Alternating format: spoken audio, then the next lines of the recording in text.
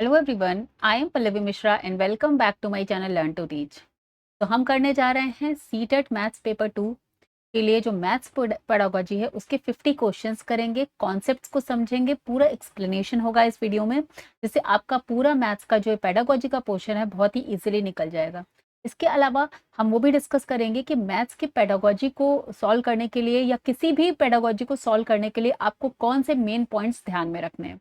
ठीक है, तो कंप्लीट वीडियो को देखिएगा, आपके लिए बहुत ही इंपॉर्टेंट होने वाला है, बहुत ही यूजफुल होने वाला है। तो चलिए वीडियो स्टार्ट करते हैं। इससे पहले अगर आप मेरे चैनल पर नए हैं तो और सीटेट मैथ्स पेपर 2 दे रहे हैं तो चैनल को सब्सक्राइब कर लीजिए, और अगर वीडियो यूजफुल और इन्फॉर्मेटिव लगता है तो एक लाइक और कमेंट जरूर किया करिए। चलिए स्टार्ट करते हैं। तो सबसे पहले हम बात कर लेते हैं कि उन मेन पॉइंट्स की जो आपको याद रखने हैं जब आप सीटेट के पेपर में मैथ्स के या किसी भी पेडागोजी को सॉल्व कर रहे हैं, चाहे वो हिंदी है, चाहे वो सीडीपी है, चाहे वो साइंस है या इंग्लिश है, किसी भी। तो ये जो पॉइंट्स हैं आपको ध्यान में रखकर ही पेडागोजी के क्वेश्चंस को सॉल्व करना है। ठीक है, तो चलिए देखते हैं। सबसे पहले लर्नर सेंटर अप्रोच, जो आपकी अप्रोच होगी जिस पर आप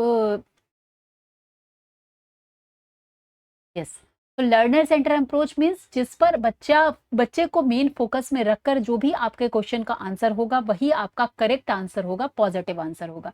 उसी को आपको चूज करना है उन ऑप्शंस में जिसमें लर्नर को सेंटर में रखकर बात की गई। कंस्ट्रक्टिविस्ट लर्निंग का मतलब है जहां पर ज्ञान का कंस्ट्रक्शन हो रहा है, जहां पर बच्चा ज्ञान बना रहा है, ऐसा नहीं है उस पर कुछ भी थोपा जा रहा है। इस पॉइंट को आपको ध्यान में रखना है। Conceptual understanding over rote learning, तो जो मेमोराइजेशन है, रटना है, रट्टे को आपको नहीं सेलेक्ट करना, हमेशा कॉन्सेप्चुअल अंडरस्टैंडिंग वाली जो ऑप्शंस हैं उनको ही आपको सेलेक्ट करना है। फोर्थ पॉइंट आता है learning by doing, activity based learning, जहां पर एक्टिविटी के करके सिखाया जा रहा है, चाहे वो हिंदी की पेडागोजी है, इंग्लिश की पेडागोजी है या सीडीपी के क्वेश्चंस हैं, जहां भी बच्चा एक्टिव है, मैथ्स और साइंस में तो एक्टिविटी बेस्ड है ही, तो वहां उसी ऑप्शन को आपको as a correct option choose करना है। Child as an active learner, जहां पर बच्चे को दिखाया जा रहा है कि वो एक्टिव लर्नर है, वो पैसिवली बैठ के सुन नहीं रहा है, वो एक्टिविटी कर रहा है या एक्टिवली वो एंगेज्ड है। Use of real life context, हमेशा आपको याद रखना है कि जो भी आपके ऑप्शंस हैं उसमें पेडागोजी के क्वेश्चन करेक्ट वे क्या होता है, रियल लाइफ एग्जांपल से आपको समझाना पढ़ाना, तो इसको याद रखना है। सेवेंथ पॉइंट आता है इंक्लूसिवनेस एंड इक्विटी, तो जहां पर भी समता की बात हो रही है, समानता की बात हो रही है, और इंक्लूसिवनेस मीन्स आपको यहाँ पर ध्यान रखना है कि सभी को साथ में लेकर ऐसी पेडागोजी, ऐसा लेसन प्लान, ऐसे तरीके से आपको जो है पढ़ाना है चीजों को कि सभी साथ में पढ़ें। इंक्लूसिवनेस की बात हमारा एनसीएफ करता है, नेशनल करिकुलम फ्रेम, तो उसी ऑप्शन को आपको सेलेक्ट करना है। मल्टीपल स्ट्रेटजीज एंड सॉल्यूशंस की बात करता है, जैसे हमने बात करी थी, ओपन एंडेड क्वेश्चंस होने चाहिए, डाइवर्जेंट थिंकिंग को प्रमोट करना चाहिए, तो मल्टीपल स्ट्रेटजीज और मल्टीपल सॉल्यूशंस वाले ऑप्शन को ही आपको चुनना होगा।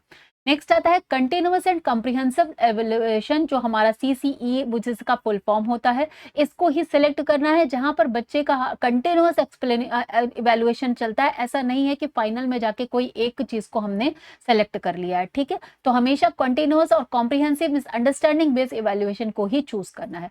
फॉर्मेटिव असेसमेंट प्रेफरेंस क्या होती है हमारी, जिसमें फॉर्मेटिव असेसमेंट क्या होता है, जिसमें आपका जो है लर्निंग के साथ साथ बीच बीच में आपके असेसमेंट होते रहते हैं, जैसे क्लास टेस्ट हो गया, मिड टर्म टेस्ट हो गया, या प्रोजेक्ट्स हो गए, पोर्टफोलियो हो गए, जिनके बेसिस पे बच्चे की प्रोग्रेस को चेक किया जाता है, फीडबैक दिया जा सकता है, तो उसे बोलते हैं फॉर्मेटिव असेसमेंट। नेक्स्ट आता है डायग्नोस्टिक यूज ऑफ एरर्स, तो जो भी एरर्स है, अगर बच्चे के अंदर कोई मिसकंसेप्शन है, कोई एरर है वो शो कर रहा है, तो उसको एज ए डायग्नोस्टिक पर्पस देखना है, वो उसकी प्रॉब्लम नहीं समझना है, उससे उसको डायग्नोस करने में कि उसकी प्रॉब्लम क्या है हेल्प होती है, ये मानकर हमें पेडागोजी के क्वेश्चंस को सॉल्व करना है। Encouragement of thinking and reasoning, हमेशा उस ऑप्शन को हमें चूज करना है, बच्चे को हमें वैसे ही पढ़ाना है जिससे उसकी थिंकिंग और रीजनिंग की पावर जो है वो इनकरेज होती है। रेस्पेक्ट फॉर इंडिविजुअल डिफरेंस, हमेशा एज ए टीचर या आपको ये मान के चलना है कि एवरी इंडिविजुअल इज डिफरेंस, आपके डिफरेंट, आपकी क्लास में हर एक बच्चा अलग है, तो आपको हर किसी के की इंडिविजुअलिटी को रिस्पेक्ट करना है ऑन द बेसिस ऑफ उनका बैकग्राउंड क्या है, उनका जो है सीखने का जो तरीका क्या है, लर्निंग एबिलिटी कैसी है, सबको ध्यान में रखकर हमें बात करनी है। उसी ऑप्शन को आपको चूज करना है जहां पर बात हो रही है इंडिविजुअल डिफरेंस को एक्सेप्ट करने की, उसको रिस्पेक्ट करने की। Use of teaching learning materials, जिस भी ऑप्शन में ऐसा दिखता है कि टीचर आपको पढ़ा रहा है तो वो बहुत सारे टीचिंग लर्निंग मटेरियल का यूज कर रहा है, वही ऑप्शन आपका बेस्ट ऑप्शन में माना जाएगा। इनकरेजिंग कम्युनिकेशन एंड डिस्कशन, जहां पर कम्युनिकेशन मीन्स कोऑपरेटिव लर्निंग, एक दूसरे group learning, group study, communication को इनकरेज करता है। कोई अगर आपका मेथड या डिस्कशन हो रहा है, एक तरह से लेक्चर मेथड नहीं है, वो उसको नहीं माना जाता अच्छा as a in pedagogy. Positive and fear free environment बना के रखना है क्लास का एज ए टीचर, और उसी तरह के जो आपके ऑप्शन होंगे उनको आपको सेलेक्ट करना है। Linking new knowledge with prior knowledge, तो जो पहले नॉलेज है, जब भी आप ऐसे क्वेश्चंस में जहां पर आपको ऐसा दिख रहा है कि प्रीवियस नॉलेज से आप जोड़ करके बच्चे के नए नॉलेज दे रहे हैं, तो आपको हमेशा उसी तरह के मेथड का पेडागोजी में यूज करना है और उसी ऑप्शन को यहाँ पर करेक्ट माना जाएगा। Teacher as a facilitator not instructor, तो टीचर को एज ए फैसिलिटेटर काम करना है एज पर एनसीएफ कि बच्चा अपना नॉलेज खुद बनाएगा, कंस्ट्रक्ट करेगा। You have to as a teacher, आपको सिर्फ उसको फैसिलिटेट करना है, फैसिलिटी देनी है, कोई उस पर कमांड ये नहीं थोपना, कोई उसको ऑर्डर नहीं देना, इंस्ट्रक्टर की तरह काम नहीं करना है। Focus on process not only answer, तो बच्चे के जो टीचिंग लर्निंग प्रोसेस है उसमें आप जो है सिर्फ आंसर पर फोकस नहीं करेंगे, वो किस प्रोसेस से उस आंसर तक पहुंचा है उस पर फोकस होता है। दिस मीन्स वो किस तरीके से लॉजिकल रीजनिंग के बेसिस पर, प्रॉब्लम सॉल्विंग टेक्निक से, एक्टिविटी करके फाइनल आंसर तक पहुंच रहा है, वो इंपॉर्टेंट है। Means process is important. Formative assessment also is a process of the teaching learning जो सिस्टम है आपका, या तो उस पर बात करते हैं। नेक्स्ट आता है development of higher order thinking या हॉट्स जिसे बोलते हैं, तो हमेशा आपको उसी ऑप्शन को चुनना है जहां पर डेवलपमेंट हो रहा है हायर ऑर्डर थिंकिंग का, ब्रेन स्टॉर्मिंग हो रही है, प्रॉब्लम सॉल्विंग स्किल्स डेवलप हो रही हैं, बच्चा सीखने के लिए इंकरेज हो रहा है, प्रमोट कर रहा है, उसका मोटिवेशन इंक्रीज हो रहा है। तो ये 20 पॉइंट है जो आपको ध्यान रखने हैं अपने पेडागोजी की प्रॉब्लम्स को सॉल्व करने के लिए। नेक्स्ट लास्ट इसको एक साथ लिखकर समराइज कर देते हैं। Choose options that promote understanding, exploration, participation and inclusivity. इन ऑप्शंस को आपको एज ए करेक्ट ऑप्शन ही चूज करना है जहां पर बच्चे की अंडरस्टैंडिंग को प्रमोट किया जा रहा है, वो एक्सप्लोर करके सीख रहा है, वो पार्टिसिपेट कर रहा है, और वो इंक्लूसिव क्लासरूम है, सब को साथ में लेकर चलना। ऐसे मेथड्स को ही आपको as a correct option choose करना है। Avoid options focusing on memorisation, अगर याद करने की बात आ रही है ऑप्शन में, या ड्रिलिंग की, बार बार प्रैक्टिस की, पनिशमेंट की, या टीचर डोमिनेट कर रहा है किसी तरह के मेथड में, इस तरह के ऑप्शंस को आपको अवॉइड करना है। ठीक है, तो ये 20 जो बेसिक आपको पेडागोजी को लेकर ध्यान में रखना है अपने क्वेश्चन सॉल्व करने के लिए, वो यहाँ पर मैंने डिस्कस कर दी। अब चलिए अपने मैथ्स के जो पेडागोजी के प्रॉब्लम्स आ जाते हैं, जो आज हम करने वाले हैं 50 प्रॉब्लम्स और उनके एक्सप्लेनेशंस, उसको ध्यान में रखते हैं। आपका मैथ्स और साइंस इससे ही निकलेगा, इससे, और हिंदी और इंग्लिश की पेडागोजी के क्वेश्चंस भी इसी के बेसिस पर आपको सॉल्व करने हैं। ठीक है, तो चलिए देखते हैं। जैसे कि हम देख लेते हैं यहाँ पर फर्स्ट प्रॉब्लम है, which of the following method are not involve in mathematical proof. अब मैथमेटिकल प्रूफ्स क्या होते हैं, एक बार इनको समझ लेते हैं, फिर आप ये भी ये हम इसमें से ऑप्शंस भी देखेंगे। Empirical observation, deductive reasoning, verification, या लॉजिकल रीजनिंग, इसमें से कौन सा ऑप्शन आपका करेक्ट हो जाएगा जो मैथमेटिकल प्रूफ्स के लिए नॉट इन्वॉल्व है। नॉट इन्वॉल्व है मीन्स कौन कौन सा इन्वॉल्व है, अगर आपको ये पता होगा तो आप नॉट इन्वॉल्व वाले को बहुत इजीली फाइंड आउट कर लेंगे। ठीक है, जैसे कि देखकर हमको समझ में आ रहा है इंपेरिकल ऑब्जर्वेशन, डिडक्टिव रीजनिंग का मतलब, मैथमेटिक्स में डिडक्टिव रीजनिंग इज इंपॉर्टेंट कि जब आप किसी पर्टिकुलर फॉर्मूले को यूज करके किसी दूसरे स्टेटमेंट को प्रूफ करते हैं या फैक्ट को यूज करके। वेरिफिकेशन, प्रूफ के लिए वेरीफाई करना बहुत इंपॉर्टेंट होता है, हम लोग तभी कहते हैं hence verified, that means prove हो गया। लॉजिकल रीजनिंग मैथ्स के लिए बहुत इंपॉर्टेंट है। इंपेरिकल ऑब्जर्वेशन का मतलब क्या होता है, जो आप देख कर ऑब्जर्व करके, या एक्सपेरिमेंट के थ्रू, रियल एग्जांपल्स के थ्रू, आप कैसे मीन्स एक तरह सेंसस के बेसिस पर यहाँ पर इसको लिया जाएगा। तो जो लीस्ट आपका जो पॉसिबल ऑप्शन है जो कि मैथमेटिकल प्रूफ्स में डायरेक्टली इन्वॉल्व नहीं होता, दैट इज एम्पेरिकल ऑब्जर्वेशन। तो यहाँ पर 21 का आंसर आपका हो जाएगा एम्पेरिकल ऑब्जर्वेशन, जो कि मैथमेटिकल प्रूफ्स के लिए में मैथमेटिकल प्रूफ्स के लिए नहीं इन्वॉल्व होता है, क्योंकि ऑब्जर्व करके हम लोग साइंस में ऑब्जर्वेशन करते हैं, बट मैथ्स में हम ऑब्जर्वेशन नहीं करेंगे, हम लोग उसको सॉल्व करते हैं। लाइक है, देखिए एग्जांपल देखते हैं। Empirical observation means gaining knowledge by observing, सिर्फ देखकर नहीं हम ऑब्जर्व करेंगे, मेजरिंग और experimenting with real examples rather than relying on theory alone. ठीक है, जबकि मैथमेटिक्स में कई बार हम देखते हैं जो प्रूव करते हैं वो सिर्फ बेस थ्योरी के बेसिस पर हम करते चले जाते हैं कि इस डिडक्टिव रीजनिंग जैसे यहाँ पर लिखा है मीन्स फॉर्मूले का यूज किया, उसके बाद since we know that this formula, तो हम वहां से अपनी थ्योरम्स एंड ऑल को प्रूव कर देते हैं। फर्स्ट क्वेश्चन का आंसर। चलिए आगे बढ़ते हैं नेक्स्ट क्वेश्चन के लिए। Which of the following is not a purpose of conducting assessment and evaluation in mathematics. चलिए देखते हैं कौन सा इनमें से चार में पर्पस नहीं है असेसमेंट करने के लिए, इवैल्यूएशन करने के लिए मैथमेटिक्स का। नॉट लिखा हुआ है। To find out intelligence quotient of student, to identify talented students, to identify students difficulties in specific areas and specific concepts, to make appropriate changes in teaching methods, to keep a record of progression of students learning of wide range of conceptual areas। ठीक है, तो अब आप देख सकते हैं जितना अभी हमने पेडागोजी के बेसिस पर किया, तो हमने ये वहां से ये भी समझ में आया कि हमें सबको एक साथ लेना है, इंक्लूसिव करना है। ठीक है, इंक्लूसिविटी के साथ पढ़ाना है। हमें किसी के बीच में लेबलिंग नहीं करनी है कि ये बच्चा इंटेलिजेंट है और ये बच्चा जो है स्लो लर्नर है या ये एवरेज है। ठीक है, तो सबसे पहले ही मोस्ट इनअप्रोप्रिएट आपका ऑप्शन है कि to find out intelligent quotient of student means IQ level find out करने के लिए हम लोग असेसमेंट करते हैं, जो कि बिल्कुल गलत है। हम आईक्यू लेवल फाइंड आउट करने के लिए बच्चे का असेसमेंट नहीं करते। ठीक है, फिर भी चारों ऑप्शंस को हम डिस्कस करेंगे। To identify difficulties in specific areas, yes बिल्कुल, हम लोग बच्चे की किसी एक चीज में स्पेसिफिक एरिया में डिफिकल्टी है तो वो हम आइडेंटिफाई कर सकते हैं through assessment and evaluation in mathematics. Make appropriate changes in teaching method, अगर बच्चे को उस तरीके से नहीं समझ में आ रहा है, वो परफॉर्म नहीं कर पा रहा है, दिस मीन्स हम लोग अपने टीचिंग मेथड को चेंज कर सकते हैं। To keep a record of progression of students learning in wide range of conceptual, तो ये भी करेक्ट हो जाता है कि भाई एक रिकॉर्ड भी बनाते हैं। तो आपको पूछा है नॉट, नॉट का मतलब जो रॉन्ग है वही हमें यहाँ बताना है, विच इज ये ऑप्शन नंबर 1। क्लियर हो गया? चलिए आगे बढ़ते हैं। नेक्स्ट क्वेश्चन है हमारा, विच of the following can be most appropriate teaching learning resources for the introduction of the concept of similarity in geometry. अब ज्योमेट्री के कॉन्सेप्ट में कौन सा इंट्रोडक्शन के लिए सिमिलरिटी इन ज्योमेट्री, सिमिलरिटी के लिए हम कौन सा यूज कर सकते हैं, देखते हैं। Different sized photographic images of same object, drying of similar looking shapes, power point presentation on definition of similarity, a text book chapter on similarity. तो जैसा कि अभी हमने पेडागोजी के जो 20 जो है पॉइंट्स डिस्कस किए थे, उसके अकॉर्डिंग बच्चे को एक्सपेरिमेंट मीन्स एक्टिविटी करवाना, उसको कुछ रियल लाइफ एग्जाम्पल से समझाना है, ना कि उसको रटने वाली बात से करना है। तो यहाँ पर है text book chapter on similarity, तो ये एक तरीके से पैसिविटी हो जाएगी कि आपने टेक्स्ट बुक के चैप्टर में जो सिमिलरिटी है उससे सिर्फ उसको बता दिया। ठीक है, दूसरी है अगेन पावर पॉइंट से अगर आपने डेफिनेशन बताती, ये अगेन वही है कि बच्चा सुनेगा, आपने लेक्चर दे दिया, बता दिया। Drying of similar looking shapes, अगर आपने ड्राइंग करी जिसमें से एक जैसी देखने वाली आकृतियां हैं, या different size photographic images of same objects. तो यहाँ पर आप देख सकते हैं फोटोग्राफिक इमेजेस का मतलब है कि वो आपने रियल लाइफ एग्जांपल से जोड़ दिया उसको, कि जहाँ पे आपने नए सेम ऑब्जेक्ट्स की अलग अलग डिफरेंट फोटोग्राफ्स दिखाई। ठीक है, तो फोटोग्राफ्स के मतलब है कि आप जो है सेम जो अपने ऑब्जेक्ट्स है उसको रियल लाइफ एग्जांपल से जोड़ के यहाँ पर बता रहे हैं कि what is similarity in geometry.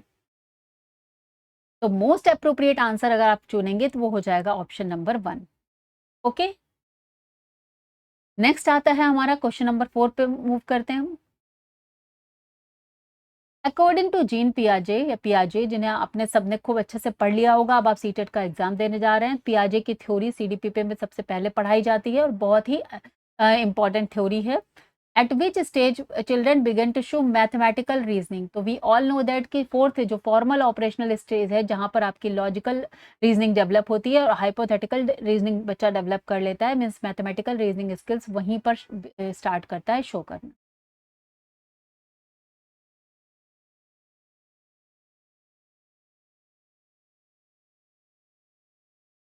Next आता है according to national curriculum fair 2005, which among the following is the most appropriate statement with respect to narrow aim of math.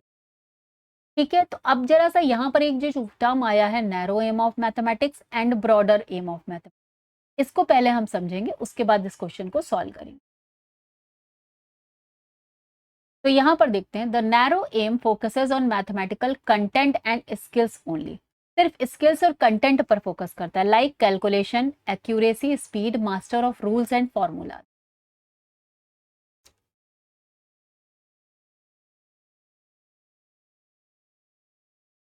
Means बच्चा कितने कैलकुलेशंस कैसे मैथ्स में कर लेता है, उसकी कितनी एक्यूरेसी आती है, वो कितनी स्पीड से कर रहा है, और सिर्फ रूल्स और फॉर्मूलाज पर उसकी कितनी मास्टरी, वो उनको कितनी अच्छी तरीके से जानता है।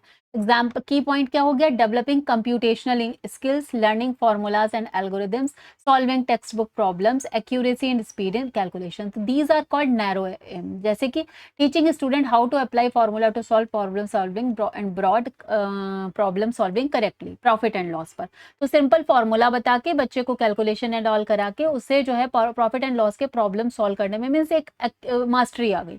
हाँ, वो रूल्स को यूज करेगा और वो कर लेगा, या उसको कितनी कैलकुलेशन स्पीड कितनी अच्छी, वो कितना एक्यूरेट आंसर निकाल सकता है। तो ये जो है as per NCF narrow M में आता है। लेकिन अगर इसी में टीचिंग मैथमेटिक्स को ब्रॉडर एम में जाएंगे तो वो आ जाएगा हमारा the broader aim focus on the overall development of the learner through mathematics. It emphasizes thinking, reasoning, problem solving and real life applications.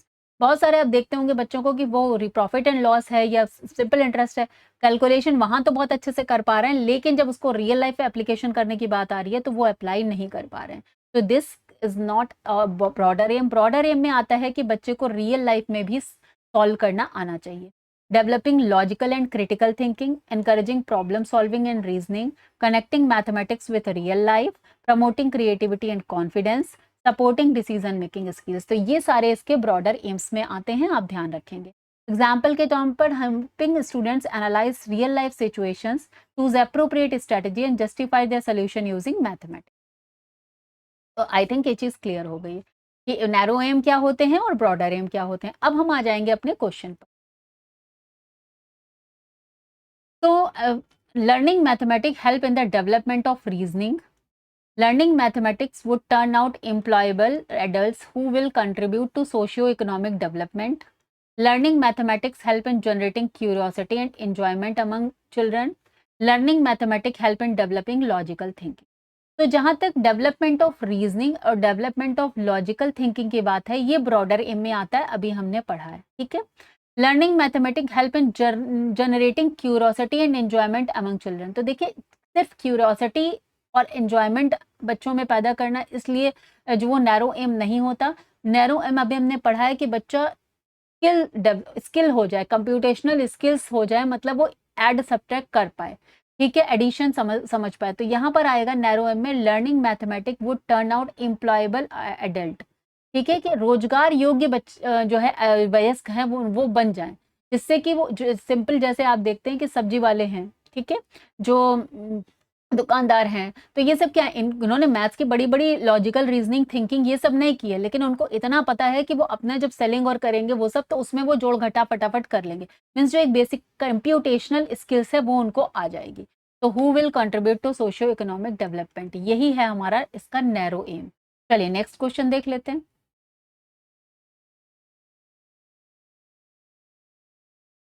Which of the following is biconditional statement of the following statements. तो अब जहां पर ये by conditional statement आता है तो इसका मतलब होता है इफ एंड ओनली इफ। आप ये समझ लीजिए, बाई कंडीशनल स्टेटमेंट का मतलब होता है if and only if. P such that Q 1 is less than 7, Q such that 2 is less than 8। ये है, अगर इस ये बताना है कि इसमें से इसको इस तरीके से लिखा गया है, इसमें से इन चार ऑप्शंस में कौन सा बाई कंडीशनल स्टेटमेंट है। तो for every 1 is less than 7 there exists 2 is less than 8, और 1 is less than 7 if and only if 2 is less than 8। तो जैसा कि मैंने अभी आपको बताया कि बाई कंडीशनल स्टेटमेंट में if and only if लगता है, तो हमारा ऑप्शन 2 यहाँ पर करेक्ट हो जाए, ठीक है। If 1 is less than 7 then 2 is less than 8, if 1 is not less than 7 and 2 is not less than 8, ठीक है। तो यहाँ पर फर्स्ट, जैसे अब बाकी स्टेटमेंट्स को भी हम चेक कर लेते हैं। For every 1 is less than 7 there exist 2 is less than 8। इस तरह के जो for every and there exist which is दिया हुआ है, ये है, इनको बोलते हैं क्वांटिफायर्स, ठीक है। यहाँ पर जहाँ दिया है for every 1 is less than there exist, तो फॉर एवरी और जहाँ पर ये होता है इसको बोलते हैं क्वांटिफायर्स, ओके। और यहाँ पर थर्ड है हमारा, if 1 is less than 7 then 2 is less than 8, इसको बोलते हैं कंडीशनल स्टेटमेंट। ओके, इसको बोलते हैं conditional statement.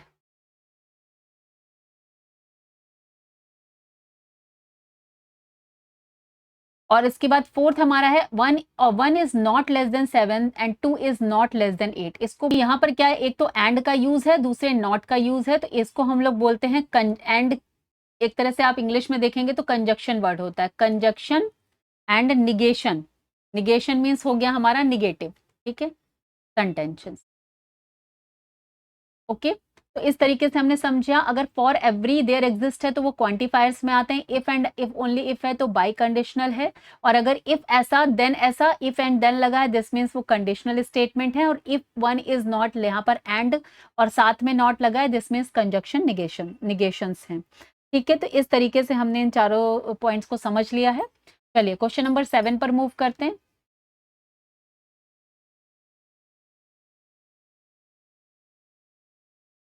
While solving the equation x plus 2 is equal to 8, the student in a mathematics class came up with the following solutions. कौन कौन से उनको solution मिल रहे हैं? x is equal to 2 minus 8, x is equal to 8 plus 2, x plus 2 plus 8 is equal to 0 and x is equal to 8 upon 2। तो ये इस तरीके से स्टूडेंट सॉल्यूशंस निकाल रहे हैं। तो आपको क्या समझ में आ रहा है? The student have not acquired the concept of. तो इससे हमें ये समझ में आएगा कि बच्चों ने को किस चीज का कॉन्सेप्ट नहीं समझ में आया है। अगर बच्चा इधर उधर कर रहा है, इसका मतलब वो प्लस माइनस तो जान रहा है, ठीक है, सब इधर वो एक्स को सेपरेट कर रहा है, इसका मतलब ये समझ में आ रहा है उसको कि उसको एक्स की वैल्यू निकालनी है, बट उसे कॉन्सेप्ट क्या नहीं समझ में आ रहा है। यहाँ पर आती है बात प्रोपोर्शनैलिटी की, इक्वालिटी की, मल्टीप्लिकेशन की या सब्सट्रैक्शन की। तो हम सभी जानते हैं कि ये एक लीनियर इक्वेशन है। इक्वेशन का मतलब यहाँ पर लेफ्ट हैंड साइड जो है वो उसको राइट हैंड साइड के इक्वल रखना है हमेशा, ठीक है। तो यहाँ पर बच्चे को इक्वलिटी का कॉन्सेप्ट ही नहीं पता है, दैट इज वाई वो किसी तरीके से भी इस क्वेश्चन को सॉल्व करने की कोशिश कर रहे हैं, ठीक है। तो यहाँ पर ऑप्शन 2 करेक्ट हो जाएगा, विच इज इक्वलिटी।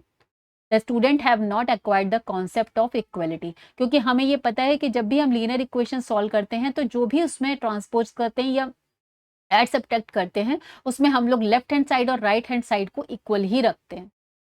ओके, सो चलिए नेक्स्ट देखते हैं question number 8। The numbers which can be expressed as sum of two cubes in two different ways are called as। तो देखिए यहाँ पर to sum of two cubes in two different ways, ये सीधे ही Ramanujan numbers होते हैं।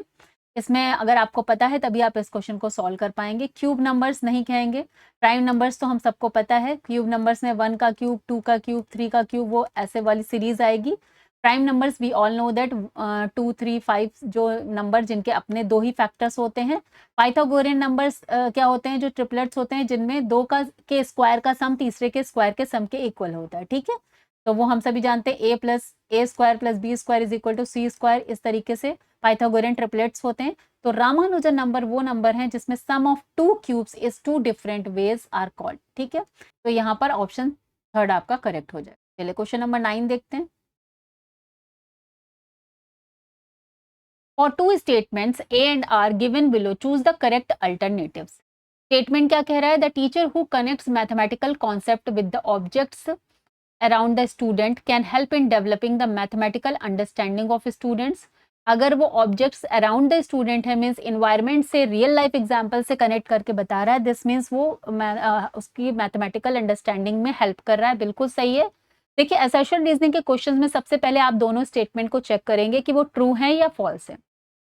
तो first statement is true. Now student come to the classroom with a lot of learning from their environment. ये भी बिल्कुल करेक्ट स्टेटमेंट है कि बच्चा अपने एनवायरनमेंट से सीख कर ही आता है क्लासरूम में। ऐसा नहीं है कि उसे कुछ भी नहीं पता है तब वो क्लासरूम में आया है, ठीक है।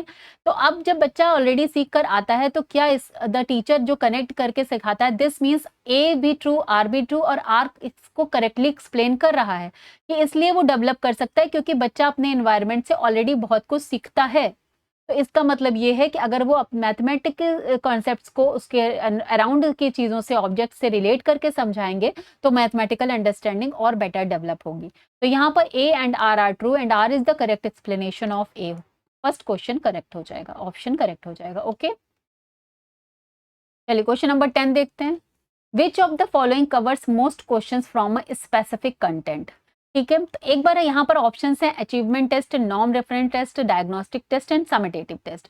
तो पहले हम इन सबको समझ लेते हैं, फिर हम इस क्वेश्चन के ऑप्शन पर जाएंगे। ओके, तो यहाँ पर देखते हैं अचीवमेंट टेस्ट क्या होता है।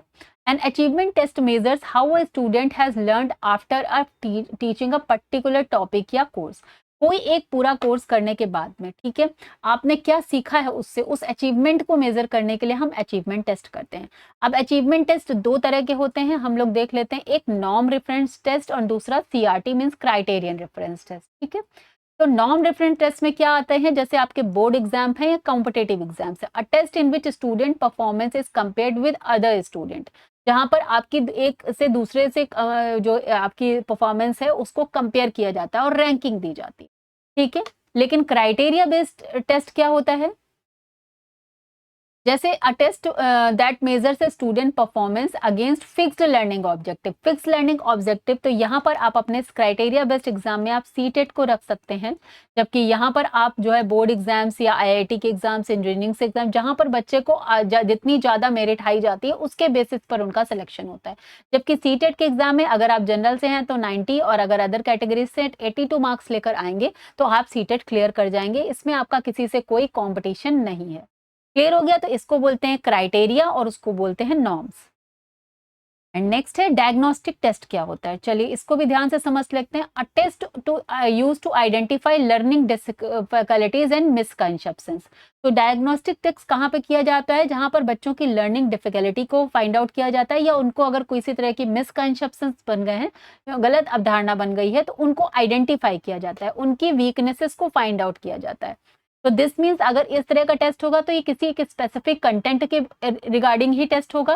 Test to find errors in fractions concept, जैसे कि अगर हमने एक टेस्ट कर लिया कि फ्रैक्शन के कॉन्सेप्ट में बच्चे क्या गलतियां कर रहे हैं, या pre test before remedial teaching, या फिर अगर किसी बच्चे को लर्निंग में डिसेबिलिटी है तो उसके लिए वो टेस्ट करना। ठीक है, तो अब हम आ जाते हैं अपने क्वेश्चन पर, क्या कह रहा था, विच of the following cover most question from a specific content. अगर फ्रॉम है तो अचीवमेंट टेस्ट में कोई एक स्पेसिफिक कंटेंट की बात नहीं होती, पूरे सिलेबस की बात होती है, जिसके बेसिस पर आप उसके बच्चे की अचीवमेंट को चेक करते हैं। नॉर्म रेफरेंस अभी मैंने बताया, ये इसी के अंतर्गत आता है, जो बोर्ड एग्जाम्स या आपके जो एग्जाम होते हैं जिसमें कॉम्पिटेटिव एग्जाम्स, जहां पर आपका सिलेक्शन उस बेसिस पर होता है कि कौन ज्यादा नंबर ला रहा है। डायग्नोस्ट समेटेटिव होते हैं, ये ईयर एंड में होते हैं, इसको अभी हम आगे डिस्कस करेंगे। जो फॉर्मेटिव होते हैं जो आपके सेशन के दौरान होते हैं, और समेटेटिव होता है जो आपका फाइनल एग्जाम होता है जिसके बाद आप नेक्स्ट क्लास में प्रमोट होते हैं, उसे बोलते हैं समेटेटिव एग्जाम। तो यहाँ पर आ गया है diagnostic test which is about specific content, क्योंकि इसमें बच्चे के एक एरिया में जो है आपकी कहाँ दिक्कत आ रही है उसको डायग्नोस करने के लिए ये टेस्ट किया जाता है, जिसमें स्पेसिफिक उसी कंटेंट के रिगार्डिंग मोस्ट क्वेश्चंस कवर होते हैं। ओके, तो यहाँ पर आपका 10th क्वेश्चन का आंसर हो जाएगा डायग्नोस्टिक टेस्ट। समटाइम्स जो आपको आंसर अपने ऑप्शंस वहां भी चुनने हैं, तो वो आपको बाकी के ऑप्शंस को ध्यान में रखकर भी सिलेक्ट करना होता है। ठीक है, डायरेक्ट आंसर कभी कभी आपको उससे नहीं भी मिल सकते हैं ऑप्शंस में देखकर, तो आप अपने सारे ऑप्शंस को पढ़ेंगे, फिर जो नहीं हो सकता उसको हटाएंगे, वहां से एलिमिनेशन टेक्निक जिसे बोलते हैं, आपको उससे भी आंसर मिलेगा। चलिए नेक्स्ट देखते हैं। Miss Anita is observing children for addition of algebraic expressions. ठीक है, एल्जेब्रिक ऑपरेशन के एडिशन के लिए जो है मिस अनीता जो है वो बच्चों को ऑब्जर्व कर रही है। Which of the following is not appropriate for Miss Anita to look for in the response of the children. अब जब बच्चे को चेक कर रही है तो इसमें से कौन से चार ऑप्शंस हैं जिसमें कौन सा अप्रोप्रिएट नहीं है उनके रिस्पॉन्सेस को समझने के लिए। नंबर 1 है strategies a child is applying and child's progress towards higher level strategy. How correctly the child is solving problem on addition of algebraic expressions. How quickly the child is solving problem on addition of algebraic expressions. या how neatly the child is solving problem and addition of algebraic expressions. तो जैसा कि अभी हमने pedagogy वाले वो जो points पढ़े थे उसमें पढ़ा था कि बच्चे को मैथमेटिक्स का आंसर निकालना इंपॉर्टेंट नहीं है, बच्चे को उस प्रोसेस को समझाना इंपॉर्टेंट है कि किससे वो वहां तक पहुंच रहा है, उस मैथमेटिक्स को कैसे वो समझ रहा है, प्रोसेस को समझ रहा है। तो on the basis of that हम देख रहे हैं कि इस तीनों में बस यही हो रहा है कि बच्चा कितनी जल्दी प्रॉब्लम सॉल्व कर रहा है, आंसर निकाल रहा है। तो मोस्ट अप्रोप्रिएट क्या होगा? Strategies a child is applying, बच्चा कौन सी स्ट्रेटजी यूज कर रहा है? Child's progress towards higher level strategy. Okay, so option 1 यहाँ पर करेक्ट हो जाएगा। This is the most appropriate जो है तरीका है या रिस्पॉन्स मिस अनीता को ध्यान में रखना है बच्चों का एडिशन चेक करते समय। ओके, चलिए नेक्स्ट देखते हैं।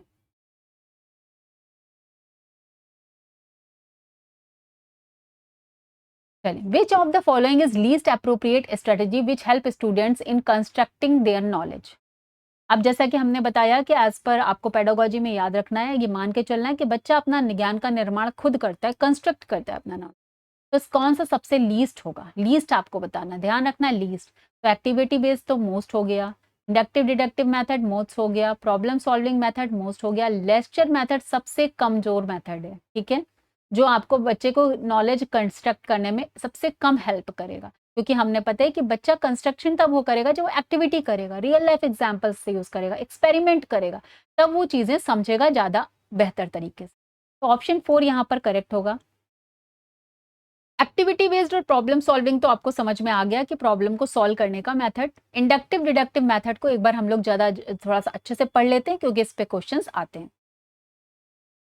The inductive method it starts from specific example and moves toward a general rule और फॉर्मूला। तो इसमें क्या होता है कि बच्चों को इंडक्टिव मेथड में पहले एग्जाम्पल्स दिए जाते हैं, वट एवर दे नो, जो भी उनको पता होता है उसके एग्जाम्पल्स दिए जाते हैं, फिर धीरे धीरे उस एग्जाम्पल से एक जनरल रूल या फॉर्मूले की तरफ उनको लेकर जाया जाता है। In this method learner observe pattern पहले ऑब्जर्व करेगा, फिर कंजक्चर्स बनाएगा, मीन्स एक अपनी जो कह सकते हैं कॉन्सेप्ट बनाएगा कि ऐसा होता है, देन उसको जनरलाइज करेंगे अगर वो हर मामले में ट्रू आ रहे हैं, ठीक है। तो की फीचर्स क्या हो गए? From specific to general, based on observations and examples. तो किस पर बेस्ड हो जाएगा इंडक्टिव मेथड? ऑब्जर्वेशन पर और एग्जांपल्स पर। लर्नर सेंटर्ड अप्रोच रहेगी, बच्चे को ध्यान में रखकर उसी टाइप के उसको एग्जांपल्स दिए जाएंगे, फिर उस एग्जांपल से उसको धीरे धीरे एक जनरल रूल या फॉर्मूले की तरफ लेकर जाया जाएगा। तो ये इनकरेज करता है डिस्कवरी और रीजनिंग को, लिंक करता है कंस्ट्रक्टिव लर्निंग, लर्निंग को कंस्ट्रक्ट करने के लिए लिंक अप है ये मैथड। एग्जाम्पल के तौर पे 2 + 4 6 आया, 4 + 6 10 आया, 6 + 8 14 आया। तो इससे बच्चा क्या देख सकता है कि the sum of two even numbers is always even. ये जनरलाइज करके हमने बच्चे को बताया, ठीक है। तो क्लासरूम में इसका क्या यूज है? न्यू कॉन्सेप्ट को इंट्रोड्यूस करने के लिए, पैटर्न को फाइंड करने के लिए, कॉन्सेप्ट का फॉर्मेशन करने के लिए, ये याद रखिए। अब इसी तरह से हम डिडक्टिव मेथड को समझ लेते हैं। Deductive method. The deductive method itself from general rule or formula applies to a specific case. तो अब यहाँ पर है हम बच्चे को सीधे रूल या फॉर्मूला बताते हैं, फिर उससे रिलेटेड उसको एक प्रॉब्लम देंगे कि कैसे वो उसको अप्लाई करके उस केस के लिए अपना सोल्यूशन निकाल सकता है।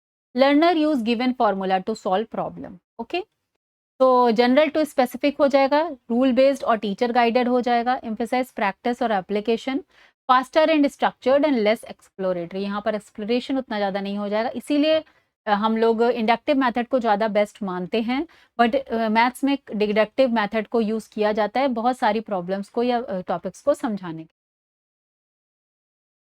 तो यहाँ पर रूल बता दिया गया है कि the sum of two even numbers is even, then apply करके दिखा दिया गया कि देखिए ऐसा हो रहा है। ओके, अब क्लासरूम में कैसे यूज होता है? प्रॉब्लम सॉल्विंग में, प्रॉब्लम को सॉल्व करने में, practice and reinforcement revision of concept, बच्चों को कॉन्सेप्ट का रिवीजन कराने में, प्रैक्टिस कराने में, बार बार चीजों का को दोहराने में, या प्रॉब्लम सॉल्विंग में डिडक्टिव मेथड का यूज होता है, ठीक है। तो ये हो गए हमारे इंडक्टिव एंड डिडक्टिव मेथड। तो यहाँ पर हमने देख लिया लीस्ट अप्रोप्रिएट स्ट्रेटेजी क्या हो जाएगी? Lecture method.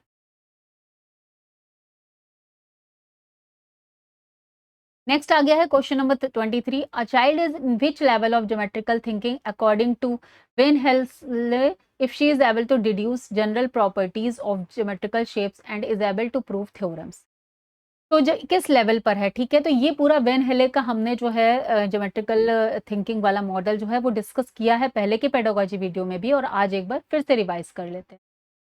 तो यहाँ पर देखते हैं टोटल इसमें 5 लेवल्स होते हैं। सबसे पहले विजुअलाइजेशन होता है, बच्चा शेप्स को देखेगा खाली, फिर एनालाइज करेगा, फिर इनफॉर्मल डिटेक्शन करेगा, फिर रिलेशन निकाल पाएगा कि किस में कौन सी शेप में कौन सी जो है रिलेशन है, और लास्ट में आएगा राइगर या डिडक्टिव और सिस्टम ऑफ प्रॉपर्टीज। तो सबसे पहले विजुअलाइज करता है, देखता है कि कौन सा स्क्वायर है, कौन सा शेप है, बट उसमें उसको प्रॉपर्टीज का कोई अंतर नहीं पता है। फिर एनालाइज कर लेगा कि हाँ इसमें 4 इक्वल साइड्स हैं, 4 राइट एंगल्स हैं, एनालाइज कर लेगा। फिर इनफॉर्मल डिडक्शन भी स्टार्ट कर पाएगा कि रेक्टेंगल और स्क्वायर को वो अलग अलग करके बता पाएगा। उसके बाद फॉर्मल डिडक्शन में वो ये भी बता पाएगा कि अगर ये सम है तो 180 डिग्री है या उसमें 90 डिग्री होते हैं, वो सारी चीजें प्रॉपर्टीज को बेसिकली बता पाएगा। और फोर्थ में राइगर। ठीक है, तो यहाँ पर हम अपने क्वेश्चन में जाते हैं। जनरल प्रॉपर्टीज किसमें बता पाता है, वो थर्ड लेवल पे बता पाता है। डिड्यूस मतलब फॉर्मल डिडक्शन। ठीक है, फॉर्मल डिडक्शन यहाँ पर बच्चा अंडरस्टैंड करेगा कि प्रॉपर्टीज कैसे रिलेटेड हैं सेकेंड लेवल पर, बट थर्ड लेवल पर वो student understand proof theorem and logical reasoning formal deduction के थ्रू। ओके, तो इस तरीके से इसका ऑप्शन नंबर लेवल 4 करेक्ट हो जाएगा, विच इज लेवल 3। नेक्स्ट हम देख लेते हैं क्वेश्चन नंबर 24 नहीं है, ये आपका आएगा 14 नंबर का question. While measuring the length of a straight line, a child in the class stated that any point on my scale and ruler can be taken as a starting point. ठीक है, तो ये एक बच्चे ने ऐसा बोला। तो इन 4 ऑप्शंस में कौन सा ऑप्शन सही है? The child is unable to conserve the idea of measurement. The child needs to be corrected that as only one can be used as starting point. The child is able to conserve the idea of measurement. Such responses need to be discouraged in the mathematics classroom. तो देखिए, सबसे पहले तो discourage तो हमें करना ही नहीं है, तो ये ऑप्शन तो ऐसे ही रॉन्ग हो गया, एक नेगेटिव वर्ड हो गया। बच्चे को किसी भी हालत में हमें डिस्करेज नहीं करना है। ओके, जबकि हमने पढ़ा भी है मिसकंसेप्शंस हैं, तब भी उसको डिस्करेज नहीं करना है।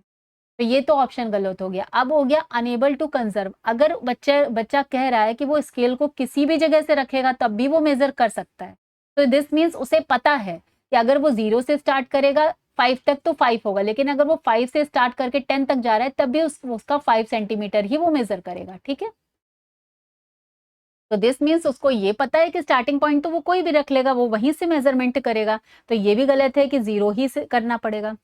तो अनेबल नहीं हो गया, इसमें एबल टू कंजर्व है, मीन्स वो समझ चुका है कि कैसे जो है मापन की या मेजरमेंट की प्रक्रिया का आइडिया है या क्या उसको कैसे करना है।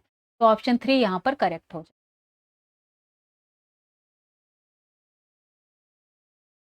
चलिए नेक्स्ट क्वेश्चन देखते हैं। Ability of solving mathematical questions is independent of, किससे इंडिपेंडेंट है?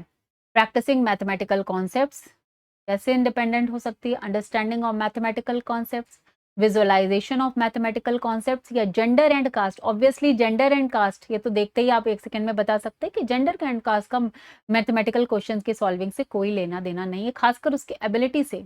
ओके, चाहे लड़का हो चाहे लड़की हो या किसी कास्ट किसी धर्म का हो, उससे उससे एबिलिटी से कोई फर्क नहीं पड़ता। तो ये तो बहुत ही सिंपल सा क्वेश्चन था। चलिए आगे बढ़ते हैं। Question number 16, which of the following statement is not का बहुत ध्यान रखिएगा correct with regard the nature of mathematics. तो चलिए एक बार नेचर ऑफ मैथमेटिक्स पढ़ लेते हैं, फिर इस क्वेश्चन को हम आगे ध्यान में रखें। नेचर ऑफ मैथमेटिक्स, सबसे पहले एब्स्ट्रैक्टनेस। देखिए मैथमेटिक एक एब्स्ट्रैक्ट है, एक अमूर्त मेथड होते हैं, हर समय आप उसको अप्लाई कर सकते हैं, लेकिन उसके बारे में जो चिंतन है वो आपका मेंटल ही होगा। ठीक है, तो ये अमूर्त उसमें आती है, लॉजिकल है, एग्जैक्ट देती है और प्रिसाइज वैल्यूज देती है, करेक्ट चीजें बताती है। यूनिवर्सैलिटी मीन्स यूनिवर्सली मैथमेटिक्स का सेम ही रोल है। सिंबॉलिक लैंग्वेज होती है, प्लस माइनस जो हम लोग दिस एम्प्लाई या दिस एंड दैट जो भी हम लोग मैथमेटिकल सिंबल यूज करते हैं, दिस मीन्स उसकी एक सिंबॉलिक लैंग्वेज है, और लैंग्वेज है ये भी हमें मान के चलना है। एक्सियोमेटिक बेसिस मीन्स एक्सियम्स के बेस पे होती है, कुछ चीजें हमें प्रूफ नहीं करनी होती, वो ऑटोमेटिक प्रूफ होती। ठीक है, use of reasoning and proof ये तो हम करते ही हैं। प्रोग्रेसिव एंड डायनामिक नेचर में होती है, प्रोग्रेसिव है और हमेशा चीजें चेंज होती रहती है, डायनामिक है, कोई फ्लेक्सिबल नहीं है, और प्रॉब्लम सॉल्विंग नेचर होती है, और हमारी डेली लाइफ में एप्लीकेबल होती है। तो ये तो इतने सारे नेचर ऑफ मैथमेटिक्स हो। ठीक है, इसके अलावा जो है हम देख सकते, थोड़ा सा और पढ़ लेंगे। एक्टिविटी बेस्ड और constructive methods is considered for best teaching mathematics.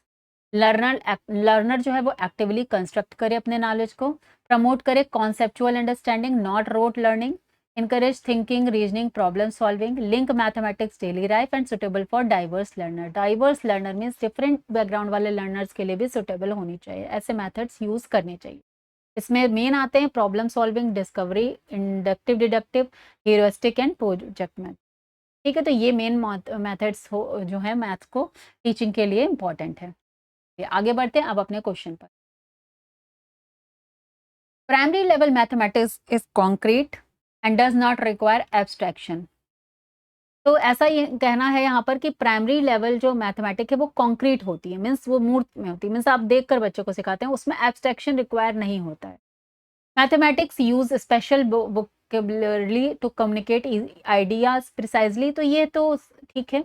Mathematical concepts और hierarchical in nature and mathematics involve deductive reasoning. तो अब हमें बताना है कौन सा नॉट है, मीन्स कौन सा गलत है। तो देखिए मैथमेटिक्स इन्वॉल्व डिडक्टिव रीजनिंग, ये हमें पता है, डिडक्टिव रीजनिंग यूज करते हैं हम लोग मैथमेटिक्स को सॉल्व करने। हायरार्किकल नेचर होता है, हायरार्किकल का मतलब होता है एक से दूसरा कॉन्सेप्ट जुड़ा हुआ है। जब हम एडिशन बताते हैं देन सब्ट्रैक्शन, देन एडिशन के बाद ही हम मल्टीप्लिकेशन बताएंगे, ठीक है। फिर मल्टीप्लिकेशन के बाद हम आगे के कॉन्सेप्ट्स बताते हैं, तो हायरार्किकल इन नेचर होता है। Mathematic use special vocab, yes हमने अभी पढ़ा कि उसकी एक सिंबॉलिक लैंग्वेज होती है मैथमेटिक्स की, और वोकैब उसकी अलग होती है। प्राइमरी लेवल पर कॉन्क्रीट होती है, एब्स्ट्रैक्शन की जरूरत नहीं होती है, यही रॉन्ग है, हमारा फॉल्स है, बिकॉज एब्स्ट्रैक्शन की मैथमेटिक्स में जरूरत होती है। एब्स्ट्रैक्ट है जो हमने पहला पॉइंट ही पढ़ा था, नेचर ऑफ मैथमेटिक्स, ठीक है। तो यहाँ पर यही हमारा जो नॉट पूछा है करेक्ट इनकरेक्ट है, तो वो फर्स्ट ऑप्शन यहाँ पर आंसर हो जाए। नेक्स्ट देख लेते हैं in question number 17। In mathematics class teacher asks Raman if the interior angle of a triangle are in the ratio this, then what is the measurement of these angles? Raman has responded the measurement of the angles is 40, 60, 80. ठीक है। Which ability of Raman is showed through his response? तो अब यहाँ पर इसकी कौन सी ability show हो रही है? Counting ability, professionality thinking, ability of measurement या रोट मेमोराइजेशन। रोट मेमोराइजेशन को तो हम फर्स्ट टर्म पे ही हटा देंगे। एबिलिटी ऑफ मेजरमेंट, यहाँ कुछ मेजरमेंट हो नहीं रहा है, काउंटिंग हो नहीं रही है, ये हमें दिख भी रहा है, वैसे भी डायरेक्ट ही क्वेश्चन है, प्रोफेशनल का साइन बना है, प्रोफेशनैलिटी थिंक। ओके, चलिए नेक्स्ट देख लेते हैं,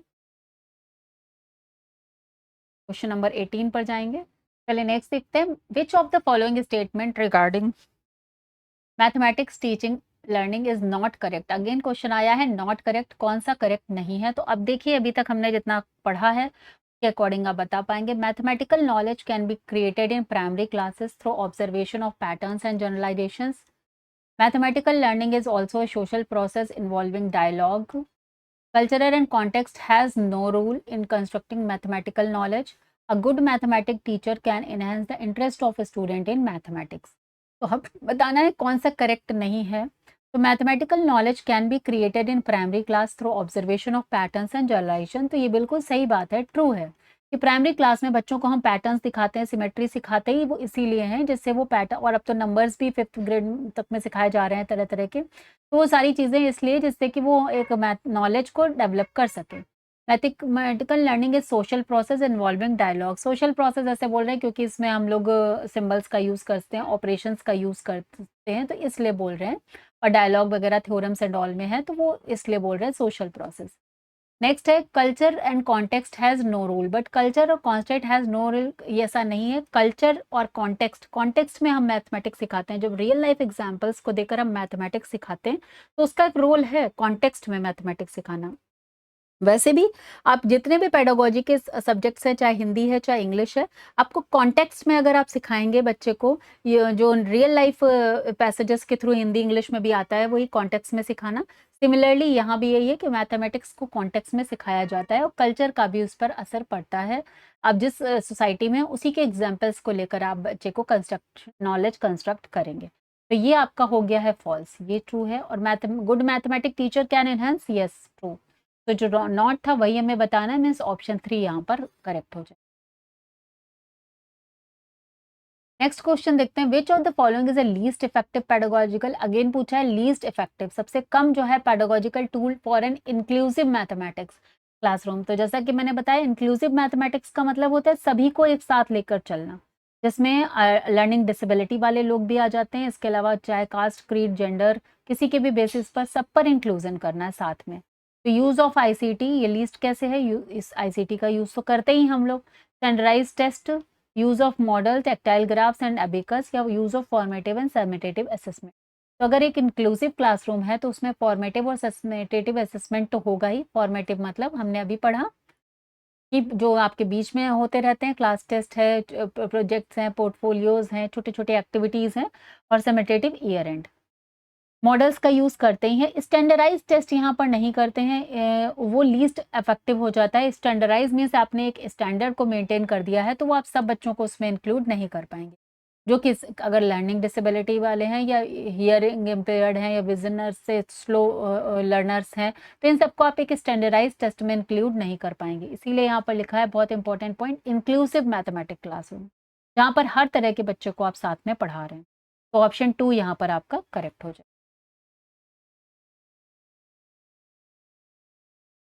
नेक्स्ट क्वेश्चन है, which of the following is least related to mathematics. Again आ गया है सबसे कम जो है। तो डिडक्टिव रीजनिंग अभी हमने आपको पढ़ाया ही था कि मैथमेटिक्स को इंडक्टिव और डिडक्टिव मेथड से सिखाते हैं। लॉजिकल रीजनिंग मैथ्स के लिए होता है। एक्सियोम्स जो है वो मैथ्स में ही यूज होती हैं। ये एक तरह की जो स्टेटमेंट्स होते हैं जिनको प्रूफ नहीं करना पड़ता है, दे ऑलरेडी ट्रू ही होती हैं। ठीक है। और एक्सपेरिमेंटेशन होता है, ये सब साइंस में ज्यादा होता है, इसको मैथ्स में सबसे कम रिलेटेड है, लीस्ट रिलेटेड कह सकते हैं इन 4 ऑप्शन। तो ऑप्शन 3 यहाँ पर करेक्ट हो जाए। ठीक है। तो 20 क्वेश्चन यहाँ पर कंप्लीट हो गए। चलिए आगे बढ़ते हैं। Which among the following are the features of formative assessment at primary level? Okay, तो प्राइमरी लेवल पर क्या होते हैं? ओके, तो प्राइमरी लेवल पर जो फॉर्मेटिव असेसमेंट होता है अपर प्राइमरी लेवल पर। अपर प्राइमरी लेवल मतलब हो गया 6 to 8 ग्रेड के लिए। फॉर्मेटिव असेसमेंट के लिए कौन से फीचर्स हैं आपको यहाँ पर ये बताने हैं। ऑप्शंस पहले देखेंगे, पहले हम लोग आपके ऑप्शंस पढ़ेंगे, उसके बाद हम लोग आगे समझेंगे कि फॉर्मेटिव असेसमेंट क्या होता है, क्योंकि ये भी एक इम्पॉर्टेंट टॉपिक है जो पेडागोजी में किसी भी हर पेपर में आता है बराबर से, formative assessment. Okay, so identifying learning gaps, grading and ranking of students, identifying common errors and giving feedback to the students and teachers। ठीक है, तो चलिए पहले समझ लेते हैं कि फॉर्मेटिव और समेटेटिव असेसमेंट होता क्या है।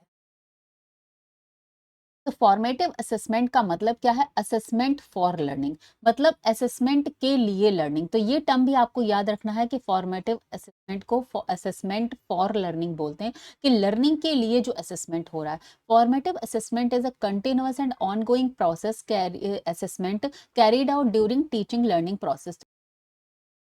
Okay, so teaching learning process monitor students progress and provide feedback for improvement। तो देखिए फॉर्मेटिव असेसमेंट जो बीच के जो आपके असेसमेंट होते हैं, जैसे क्लास वर्क, होमवर्क या ओरल क्वेश्चंस, वर्कशीट्स, इसके अलावा एक्टिविटीज तरह की कराना, उसे बोलते हैं एफए। इसका नाम शॉर्ट फॉर्म में एफए भी बोलते हैं या तो फॉर्मेटिव असेसमेंट बोलते हैं।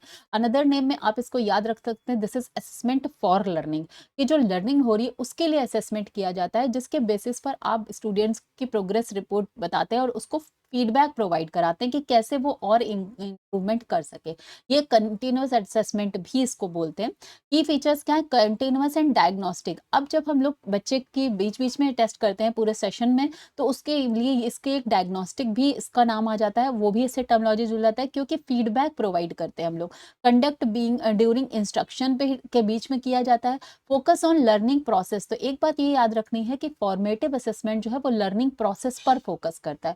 फीडबैक ओरिएंटेड होता है। Help in remediation and improvement means, remediation means कि जब आप डायग्नोस कर लेंगे, फीडबैक देंगे, तो अब आप उसके रिगार्डिंग रेमेडी देंगे, मीन्स रेमेडियल टीचिंग करेंगे बच्चे को के इम्प्रूवमेंट के लिए। आप उसके तरह तरह के और कोशिश करेंगे और उसमें मेथड्स में, टीचिंग मेथड्स में, प्रोसेस में आप इम्प्रूवमेंट करेंगे। एग्जाम्पल्स के तौर पे class work, homework, oral questions, worksheets, observations, quizzes and projects and activities. इनको हम लोग ऑब्जर्वेशन एग्जाम्पल्स लेते हैं फॉर्मेटिव असेसमेंट का। पर इसमें पर्पस क्या होता है? लर्निंग को इम्प्रूव करना, लर्निंग गैप्स को आइडेंटिफाई करना कि कहाँ पर बच्चा किस जगह पे लैक कर रहा है, guide to guide teaching strategies. और जो हम लोग पढ़ा रहे हैं, बच्चे को अगर पढ़ा रहे हैं, तो अपनी टीचिंग स्ट्रेटजीज में कैसे आप और इम्प्रूवमेंट कर सकते हैं, जिससे बच्चे के अच्छे ग्रेड्स आ पाए या वो अच्छी तरीके से चीज़ों को समझ पाए। ठीक है। अब इसी से उल्टा जस्ट आप हो जाएगा समेटेटिव असेसमेंट। इसकी एक और टर्मिनोलॉजी होती है जिसे बोलते हैं असेसमेंट ऑफ लर्निंग। ठीक है, तो वो है फॉर लर्निंग, ये है ऑफ लर्निंग। अब जो लर्निंग हो गई है उसके लिए जो असेसमेंट होता है दैट इज समटेटिव, इसको ऐसे के नाम से भी जानते हैं। Summative assessment is conducted at the end of unit, term or course to evaluate overall achievement and marks of the learner। ठीक है, तो ये लास्ट में बिल्कुल लिया जाता है। एग्जाम्पल के तौर पे जो टर्म 1 टर्म 2 होते हैं, हाफ ईयरली होता है जिसमें हाफ ईयरली तक का 6 मंथ्स का पूरा सिलेबस आपका कंप्लीट टेस्ट किया जाता है। कंडक्टेड आफ्टर इंस्ट्रक्शन, ये हमेशा इंस्ट्रक्शन के बाद में कंडक्ट होता है। ये प्रोडक्ट ओरिएंटेड है, दिस मीन्स बच्चा कितना सीख रहा है, प्रोडक्ट क्या मिला लर्निंग का, उस पर बात करेगा। जबकि फॉर्मेटिव जो है वो प्रोसेस ओरिएंटेड होता है, used for grading and certification, measures learning outcomes. ठीक है, यूनिट टेस्ट हो गए, टर्म एंड एग्जाम्स हो गए, फाइनल एग्जाम्स और बोर्ड एग्जाम्स। पर्पस इसका क्या होता है, इसको भी बात कर लेते हैं। टू जज अचीवमेंट, बच्चे की क्या अचीवमेंट है उसको जज करने के लिए। सर्टिफाई लर्निंग, इसके बेसिस पर आप बोर्ड, जैसे 10th का बोर्ड कर लिया तो आपको एक या ईयर एंड में लास्ट में बच्चे को प्रमोट कर दिया जाता है नेक्स्ट क्लास पे, तो this means he certified that he has pass 9th grade 10th grade, depend on the means next grade के लिए। और कंपेयर परफॉर्मेंस, तो कहीं ना कहीं इसमें परफॉर्मेंस भी कंपेयर हो जाती है कि जो बच्चे पास हो जाएंगे वो आगे जाएंगे, या फर्स्ट सेकेंड थर्ड बेसिस पर भी देते हैं। जैसे 60% है तो आपका जो है बच्चा फर्स्ट डिवीजन पास है, ये सब चीजें। ठीक है, तो फॉर्मेटिव असेसमेंट को अगर एक लाइन में समझेंगे this is process oriented, and summative assessment को अगर एक वर्ड में समझेंगे that is product oriented. Okay, याद रखिएगा ये जो है आपका हर पेपर में फॉर्मेटिव और समटेटिव असेसमेंट पूछा जाता है। चलिए अब अपने क्वेश्चन पर आते हैं। तो यहाँ पर हमने देखा है affair, this means identifying learning gap, yes इसको हम लिखेंगे true. Grading and ranking student, no, grade और रैंक करने के स्टूडेंट के लिए हम अफेयर नहीं करते। आइडेंटिफाई कॉमन एरर, यस ये भी ट्रू हो गया। गिविंग फीडबैक, ऑब्वियसली फीडबैक भी हम देते हैं तो ये भी ट्रू हो गया। दिस मीन्स आपका ऑप्शन क्या होना चाहिए, ए सी डी, तो ए सी डी यानी option number 4 is the correct option. Clear हो गया, चलिए आगे बढ़ते हैं। अब एक है इसमें क्वेश्चन है 6.234 इज एन एग्जाम्पल ऑफ। तो जो ये मैथमेटिक्स का क्वेश्चन है इसमें क्या बताया गया है कि आपको बताना है ये नॉन टर्मिनेटिंग रिकरिंग डेसिमल है या नॉन टर्मिनेटिंग डेसिमल है, टर्मिनेटिंग डेसिमल है या इरेशनल नंबर है। ठीक है, तो ये क्वेश्चन हमने इस तरह का नॉन टर्मिनेटिंग नॉन रिकरिंग मैंने पहले की पेडागोजी वीडियो में या मैथ्स के वीडियोस में बताया भी है आपको, फिर से हम एक बार डिस्कस कर लेते हैं कि देखिए 234 डॉट डॉट डॉट मीन्स ये 234 जो है ये आपका रिपीट हो रहा है। तो ये रिपीट हो रहा है तो रिपीटिंग यानी रिकरिंग डेसिमल हो गया, और साथ में ये कभी भी खत्म नहीं हो रहा मीन्स टर्मिनेट नहीं हो रहा, दिस मीन्स नॉन टर्मिनेटिंग हो गया। तो इसको हम लोग क्या बोलेंगे, non terminating recurring decimal number. तो ऑप्शन ए यहाँ पर करेक्ट हो जाएगा। ठीक है, टर्मिनेटिंग डेसिमल नंबर ये है नहीं, टर्मिनेटिंग का मतलब है जहां पर आपका एक फिक्स नंबर होता है उसके बाद वो खत्म हो जाता है, लाइक 6.25 लिख दिया। ठीक है, तो दिस इज टर्मिनेटिंग, बट अगर यहाँ पर डॉट डॉट डॉट है मीन्स नॉन टर्मिनेटिंग। इसके अलावा अगर सेम डिजिट्स रिपीट हो रही हैं देन नॉन टर्मिनेटिंग रिकरिंग। लेकिन इरेशनल नंबर वो नंबर्स होते हैं जो नॉन टर्मिनेटिंग होते हैं और साथ में नॉन रिकरिंग होते हैं। लाइक अगर एग्जाम्पल के तौर पे हम देख लेते हैं 6.234 था, फिर 231 आ जाए, फिर 174 कुछ भी ऐसे आता जाए, ना ही रिपीट हो और ना ही टर्मिनेट हो मीन्स ना ही खत्म हो, तो ये होते हैं हमारे non terminating and non recurring जिनको हम इरेशनल नंबर्स बोलते हैं।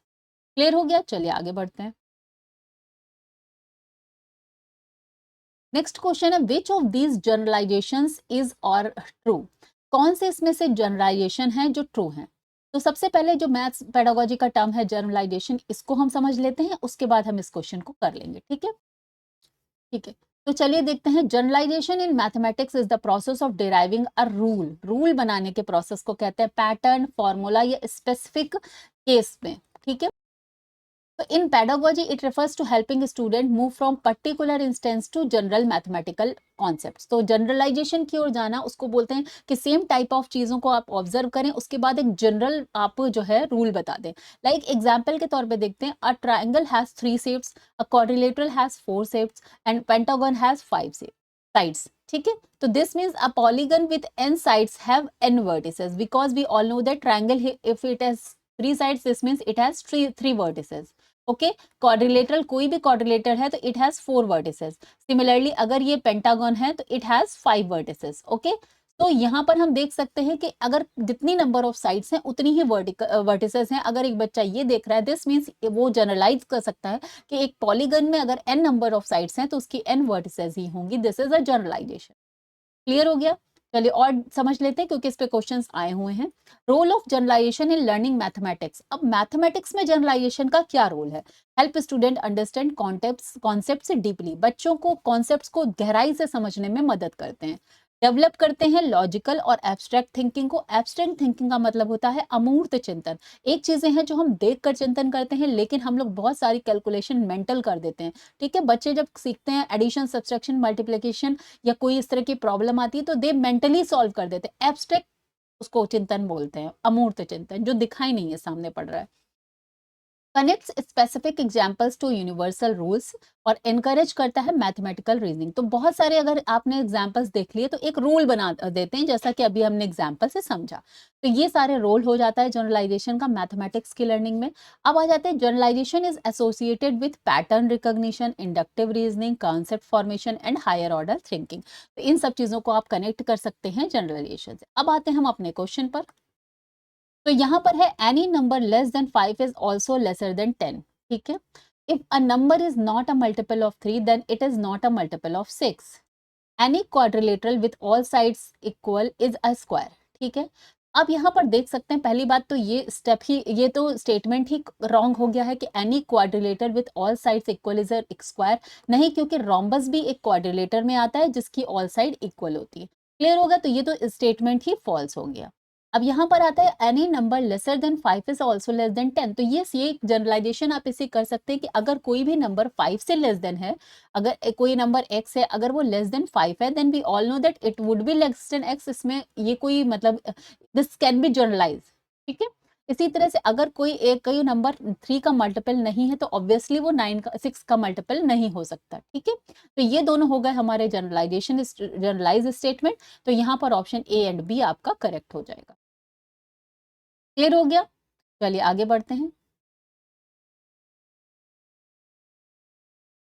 क्वेश्चन नंबर 24 देखते हैं, यानी आपका ये आ चुका है अब हमारे पास। Yes, this is a question number 24। 20 question हमने किए थे और अब ये फोर्थ है, 24th question.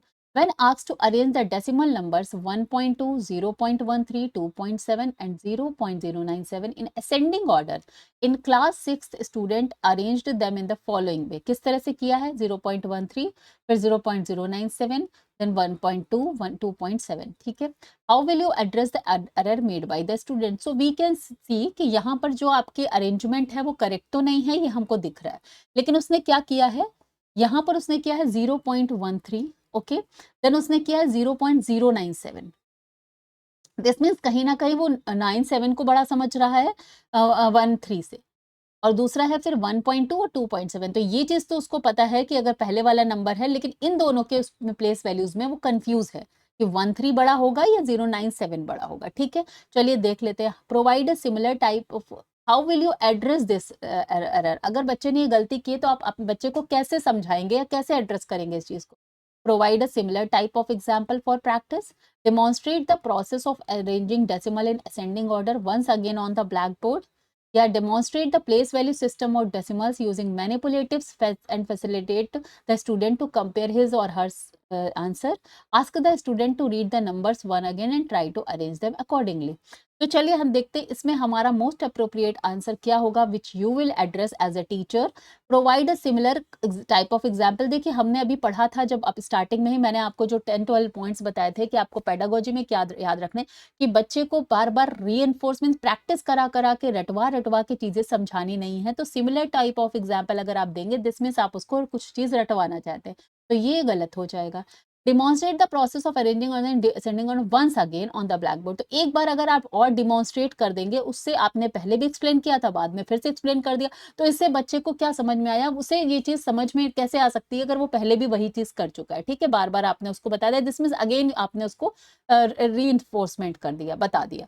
Demonstrate the place value system of decimals using manipulative facilities, facilitate the student। अब यहाँ पर क्या है, manipulative and the facilitate the student। तो जैसा कि हमने स्टार्टिंग में भी समझा था कि आपको एज ए फैसिलिटेटर ही काम करना है, टीचर को एज ए फैसिलिटेटर काम करना है। तो अगर यहाँ पर ये वर्ड आ गया है facilitate the student, to compare his और हर आंसर। बार बार प्लेस वैल्यू सिस्टम बताने के बाद उसको ये हेल्प करनी है कि वो अपने ही आंसर को कंपेयर कर सके। तो this mean this is the correct option. फिर भी हम लास्ट में भी जाते हैं, ask the student to read the numbers one again try to arrange. तो इसका कोई मतलब नहीं है, वो वैसे ही फिर से वही क्वेश्चन कर देगा गलत।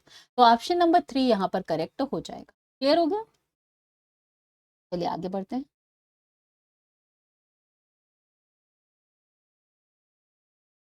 When asked to find the sum 5x and 3y, a child has done it in the way 5x plus 3y is equal to 8xy. Oh, this is an example of। अब देख सकते हैं हम, ये simple सा बच्चे को concept ही नहीं पता है कि वेरिएबल्स को ऐसे ऐड नहीं करते। तो this is a conceptual error. Comprehension error का मतलब है कि अंडरस्टैंडिंग ही नहीं है। तो अंडरस्टैंडिंग तो वो कर रहा है कि यहाँ पर ऐड करना है। केयरलेस एरर्स, ये केयरलेस नहीं हो सकती बिकॉज यहाँ पर उसे पता ही नहीं है। अगर वो नंबर कुछ एडिशन गलत कर रहा है then we can say this is careless error. Conceptual error, yes, option 3 यहाँ पर करेक्ट हो जाएगा कि उसको वेरिएबल्स का ऐड करना नहीं पता है, कॉन्सेप्ट नहीं समझ में आ रहा है उसको। रैंडम एरर हम इसे नहीं कहेंगे। तो यहाँ पर ये क्वेश्चन सॉल्व हो गया है, option number 3 will be correct. चलिए नेक्स्ट क्वेश्चन देखते हैं। Which of the following is not true about algebra. Algebra के रिगार्डिंग कौन सी चीज इसमें से कौन सा आपका है जो ट्रू नहीं है? चलिए देखते हैं। It deals with the generalization of patterns for rule making. It deals with developing mathematical statement using known and unknown quantities. It deals with solving daily life problem using fundamental operations to find the unknown quantities. It has a very limited application। तो देखिए limited नहीं होता है algebra का role, ये तो हम यहाँ से समझ गए, ये तो ठीक है। It deals with the generalization of pattern for rule making। ठीक है, अलजेब्रा में हम लोग बहुत सारी चीजें एक्स और वाई को यूज करके और मैथमेटिकल ऑपरेशंस को यूज करते हैं। जो अननोन क्वांटिटी होती है उसको हम लोग फाइंड आउट करते हैं और साथ में जनरलाइज भी करते हैं रूल मेकिंग। जैसे कि सिंपल सा एग्जांपल है, अगर एक रेक्टेंगल है जिसकी लेंथ और ब्रेथ ये है तो उसका फॉर्मूला क्या हो जाता है? 2 into length plus breadth for perimeter. ठीक है, तो एक जनरलाइज फॉर्मूला हमने यहाँ पर बना दिया है, तो ये करेक्ट हो गया। डेवलपिंग मैथमेटिक्स यू अननोन और अननोन नोन क्वांटिटीज के लिए ये भी करेक्ट है। सॉल्विंग डेली लाइफ प्रॉब्लम ये भी करेक्ट है, but which is not true, it has a very limited application in problem solving daily life। ये नॉट ट्रू है। एल्जेब्रा के बेसिस पर हम लोग जो ये एक्स और वाई मान के कितनी सारी प्रॉब्लम सॉल्व कर लेते हैं डेली लाइफ में, तो इसका कोई लिमिटेड आप नहीं कह सकते कि स्कोप है। चलिए नेक्स्ट क्वेश्चन देखते हैं। Which of the following transformations affect the congruency of a shape? अब congruency क्या होती है ये भी मैंने पहले के वीडियोस में बताई हुई है कि जब कोई शेप दूसरे पर एकदम ओवरलैप हो जाए। लाइक अगर ये ट्रायंगल है और ये ट्रायंगल है, इतना सिमिलर है कि दोनों एक दूसरे पर ओवरलैप करने पर बिल्कुल एग्जैक्ट सेम हो जाते हैं, that it means it is congruent shape. ठीक है, ट्रायंगल के एग्जाम्पल से समझा। अब अगर ट्रांसलेशन करें, रिफ्लेक्शन करें या रोटेशन करें तो इसकी कॉन्ग्रुएंसी पर इफेक्ट नहीं आएगा, लेकिन अगर इनलार्जमेंट कर देंगे, अगर हम एक ट्रायंगल को दूसरा ट्रायंगल बड़ा कर दिया तो ये इस पे कॉन्ग्रुएंट यानी ओवरलैप नहीं करेगा। दिस मीन्स यही हमारा ऑप्शन 4 करेक्ट हो जाए। क्लियर हो गया? नेक्स्ट क्वेश्चन देखते हैं। Counter examples in mathematic classroom are useful for. Counter examples, अगर एक ही चीजों को समझाने के लिए हम अगर बच्चे ने कुछ एक एग्जाम्पल दिया तो हम उसकी जगह दूसरा एग्जाम्पल उससे अलग दें जो कॉन्ट्राडिक्टरी हो, काउंटर एग्जाम्पल्स। तो क्या बच्चे के लिए किस तरह से यूजफुल है क्लासरूम में, देखते हैं। Eliminating misconceptions, disproving conjectures, proving an axiom and to falsify a generalization. ठीक है, तो चलिए इसमें से हमने वैसे तो एग्जाइम, कंजक्चर्स, थ्योरम, प्रूफ सभी को मैंने आपको पेडागोजी वाले उसमें बताया, लेकिन फिर से एक बार यहाँ पर मैं बता देती हूँ कंजक्चर्स को लेकर। एक्सियम्स क्या होती हैं? जो accepted as true without proof.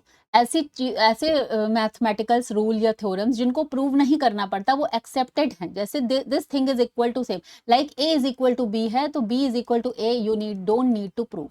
These are types things are called axioms. Theorems क्या होती हैं? एक्साइम्स और डेफिनेशंस और प्रिविलेजरी प्रूफ थ्योरम को यूज करके हम कोई चीज प्रूव करते हैं, उसे हम बोलते हैं थ्योरम। प्रूफ क्या होता है? स्टेप बाय स्टेप जो एक्सप्लेनेशन होता है बेस्ड ऑन एग्जाम्स से डेफिनेशंस, उसको हम लोग बोलते हैं पूरा प्रूफ। एंड लास्ट में और जो प्रूफ करने के बाद जो फाइनल स्टेटमेंट होता है दैट इज थ्योरम। अब यहाँ पर आता है कंजक्चर, जो ये नया वर्ड था इसके लिए मैंने आपको पूरा ही समझाया। A conjecture is a mathematical statement believe to be true on patterns and example but not formally proved. तो दिस मीन्स कंजक्चर जो है एक वो बहुत सारे पैटर्न देखने पर हमको सेम टाइप ऑफ दिख सकता है एग्जाम्पल देके कि हाँ ये ट्रू है, बट वो प्रूव्ड नहीं होता है, तो मे बी वहां पर कोई कॉन्ट्रडिक्टरी आ सकता है।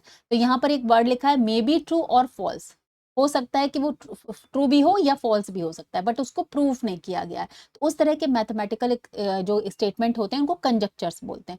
जैसे कि सेम टाइप ऑफ पैटर्न अगर देखने को मिल जाए, सेवरल एग्जांपल्स दिए जाए, प्रिडिक्ट कर लिया जाए जनरल रिजल्ट, इस वो उसको कहा जाता है, बट वो फॉल्स भी हो सकता है।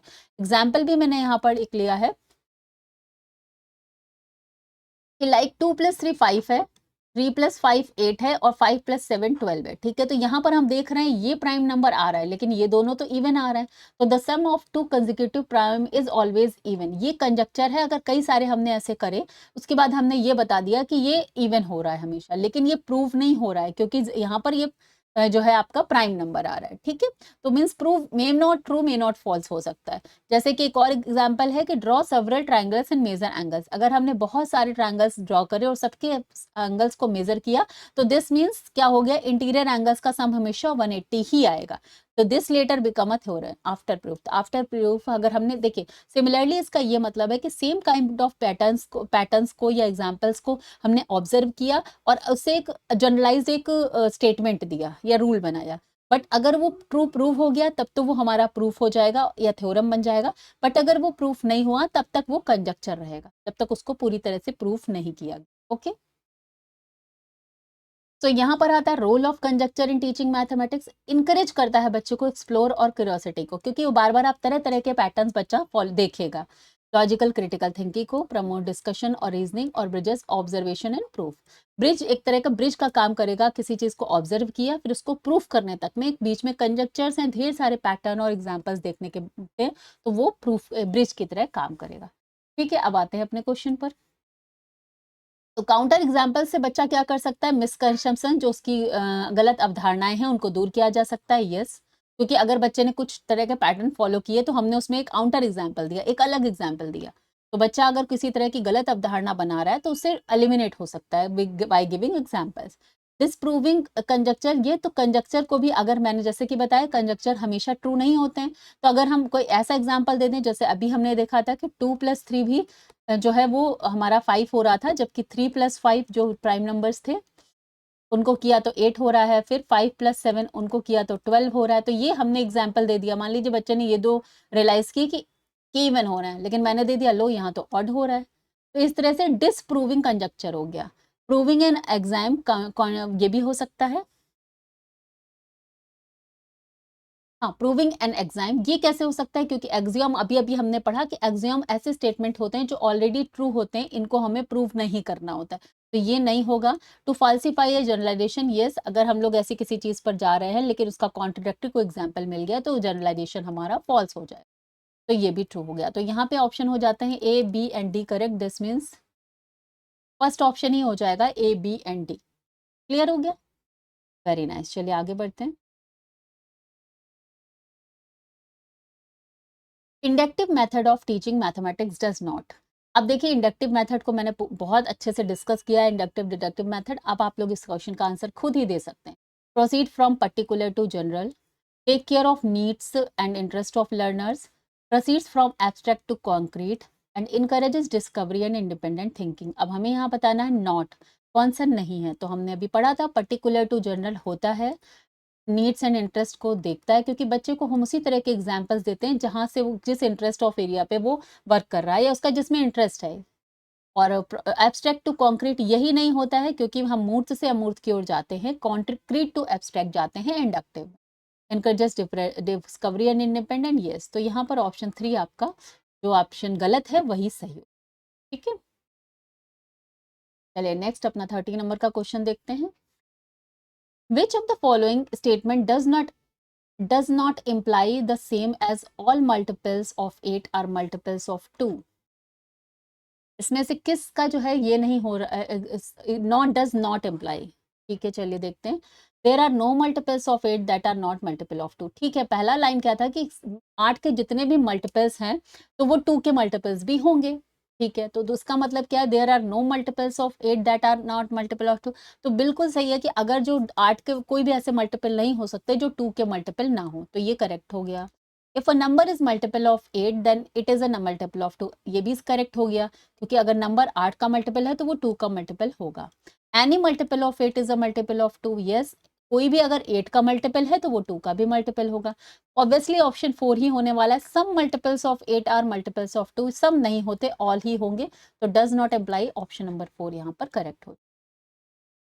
क्लियर हो गया? चलिए नेक्स्ट क्वेश्चन बढ़ते हैं।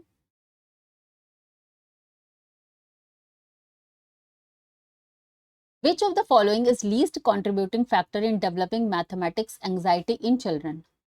सब लीस्ट कॉन्ट्रीब्यूटिंग फैक्टर जहां पर बच्चों में मैथ गणित को लेकर एक तरह की एंजाइटी या चिंता उत्पन्न हो जाती है। चलिए देखते हैं।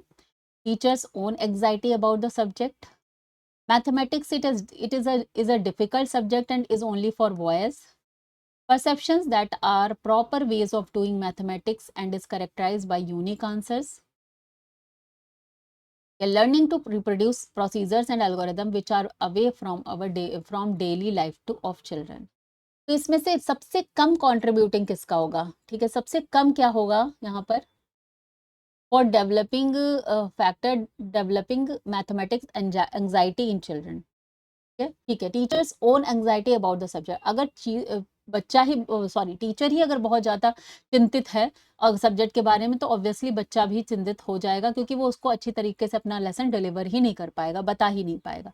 ठीक है, difficulties, mathematics is a difficult subject and only for boys, ये तो रॉन्ग स्टेटमेंट ही हो गया है कि मैथमेटिक्स एक डिफिकल्ट सब्जेक्ट है और फिर सिर्फ बच्चों के लिए है। इससे का मैथमेटिक्स के बॉयज के लिए है, इससे मैथमेटिक्स के एंजाइटी का कोई लेना देना नहीं है। ठीक है, नेक्स्ट देख लेते हैं। Perception that are proper ways doing mathematics and is corrected by unique answer.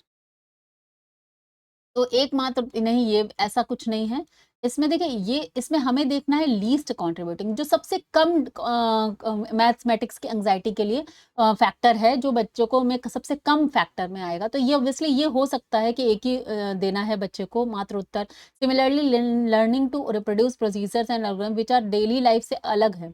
तो ये सारे ही जो है हमारे फैक्टर्स जो है वो किसी न किसी तरह से बच्चे की एंजाइटी को बढ़ा सकते हैं। लेकिन सबसे लीस्ट कंट्रीब्यूटिंग फैक्टर में क्या आएगा कि गणित तो बहुत डिफिकल्ट है और सिर्फ लड़कों के लिए। तो ये इस तरीके का इन चारों में अगर हम देखेंगे तो यही सबसे लीस्ट कंट्रीब्यूटिंग फैक्टर होगा कि इससे कुछ ज़्यादा फर्क नहीं पड़ता कि सिर्फ लड़कों के लिए है, लेकिन बाकी जो चीज़ें हैं यस, उससे अगर मैथमेटिक्स में बच्चों के लिए एंग्जाइटी डेवलप ज़्यादा होती है। ठीक है, चलिए नेक्स्ट देखते हैं। Which of the following process is required to be developed in the child to solve the following problem? 5x minus 8 is equal to x plus 4। तो देख रहे हैं ये लीनियर इक्वेशन की प्रॉब्लम है।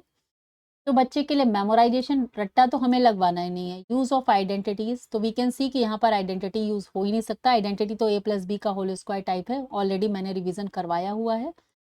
इंडक्शन यहाँ पर नहीं है, यहाँ पर है transposition. We all know that कि जो लीनियर इक्वेशंस की प्रॉब्लम को सॉल्व करने के लिए या तो बैलेंसिंग करते हैं या फिर ट्रांसपोजिशन करते हैं, मीन्स लेफ्ट हैंड साइड और राइट साइड की शिफ्टिंग करते हैं।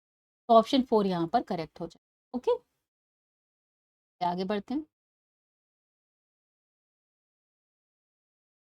A statement that is taken to be true usually because it is self-evidently true is called an।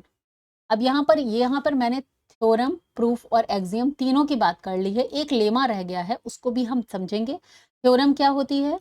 जो बाय डेफिनेशंस एक्सियम्स को यूज करके प्रूफ किया जाता है कोई मैथमेटिकल स्टेटमेंट। प्रूफ क्या होता है? पूरा स्टेप बाय स्टेप जो प्रोसेस होता है। एक्सियम क्या होती हैं? जिनको प्रूफ करने की जरूरत नहीं होती है। A statement that is taken to be true usually because it is self evidently। तो यहाँ पर हमें समझ में आ गया है, जो सेल्फ एविडेंट ट्रू है उनको ट्रू करना नहीं पड़ता है, ये हमारी हो जाती है एक्सियम। ऑप्शन 3 यहाँ पर करेक्ट हो जाए। लेमा को भी समझ लेते हैं, ये टर्म अभी हमने नहीं discuss. Okay, lemma is a small auxiliary proposition that is prove to help in proving a larger theorem. तो वो क्या करती है? बड़ी थ्योरम्स को प्रूव करने के लिए इनका यूज किया जाता है, उनको हम लोग बोलते हैं lemma. It is not final result used as stepping stones in proofs. तो जो बड़े बड़े प्रूफ्स होते हैं उनमें बीच बीच में जो है स्टेटमेंट का यूज करना, वो लेमा कहलाता है। A lemma is a proven statement used to support the proof of a theorem। Similarly देखिए, थ्योरम को प्रूव करने के लिए जैसे हम एक्सियम्स का यूज करते हैं, डेफिनेशंस का यूज करते हैं, फॉर्मूले का यूज करते हैं, उसी तरह से लेमा भी एक प्रूवन ही स्टेटमेंट है जिसको हम प्रूव करते हैं, पहले प्रूव किया गया है। ठीक है, उसको लार्जर थ्योरम को यूज प्रूव करने के लिए यूज करते हैं। जैसे if A and B are even numbers then A plus B also an even number. ठीक है, तो ये हमें पता है, इसको हम प्रूव कर सकते हैं और ये इसी के लिए, इसी के बेसिस पे हम दूसरी थ्योरम को प्रूव करें। ये हो गया हमारा लेमा। चलिए अपने क्वेश्चन पर आते हैं। तो यहाँ पर था a statement that is taken to be true usually because it is self evident, अपने आप में ट्रू है, जैसा कि बोला था अगर ए इज इक्वल टू बी है तो हमें ये बी इज इक्वल टू ए होगा, ये प्रूफ नहीं करना पड़ता, ये ऑब्वियस है, सेल्फ एविडेंट है। नेक्स्ट है which of the following problem does not require proportionality thinking. Does not require है, चलिए ध्यान से देखते हैं। Cost of 20 kg of potatoes is 400, then what would be the cost of 7 kgs? Saksham reads 10 pages in 15 minutes. How long would she takes to read 20 pages? The height of a tree is 3 meters and the length of its shadow is 11 am is 4 meters. What would be the length of its shadow at 4 pm? If it takes 1 hour for a painter to paint 3 walls, how much time it needed to paint 15 walls? ठीक है, तो देखिए इसमें से आपको बताना है प्रोफेशनैलिटी की थिंकिंग किस में नहीं लगेगी। तो ऑब्वियसली जो फर्स्ट क्वेश्चन आपको दिख रहा है, अगर 20 kg 400 रुपीज है देन 7 kgs हाउ मेनी, इस तरह से हम इसको देख सकते हैं। सिमिलरली अगर ये वाला क्वेश्चन है, इसको भी 10 पेजेस 15 रुपीज तो 15 मिनट्स तो 20 पेजेस। ठीक है, अब यहाँ पर आता है 3 मीटर्स, अगर 11 AM पर, यहाँ पर बीच में एक आ गया है टाइम, पूरी है 3 मीटर्स तो शेडो उसकी आ रही है 4 मीटर, इसका कैलकुलेशन इससे नहीं निकलेगा।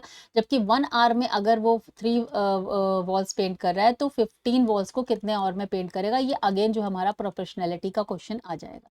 तो यहाँ पर बात आती है ऑप्शन नंबर 3, वही हमारा करेक्ट ऑप्शन है, क्योंकि वो प्रोपोर्शनैलिटी थिंकिंग पर वो डिपेंडेंट नहीं करता है। ठीक है, टाइम की वजह से 11 AM पे 4 मीटर है तो 4 PM पे कितना होगा, दिस मीन्स वो जो आपका सन का है, आप कह सकते हैं कि शेडो सनलाइट पर डिपेंड करता है। ठीक है, तो ऑप्शन 3 यहाँ पर करेक्ट हो जाए।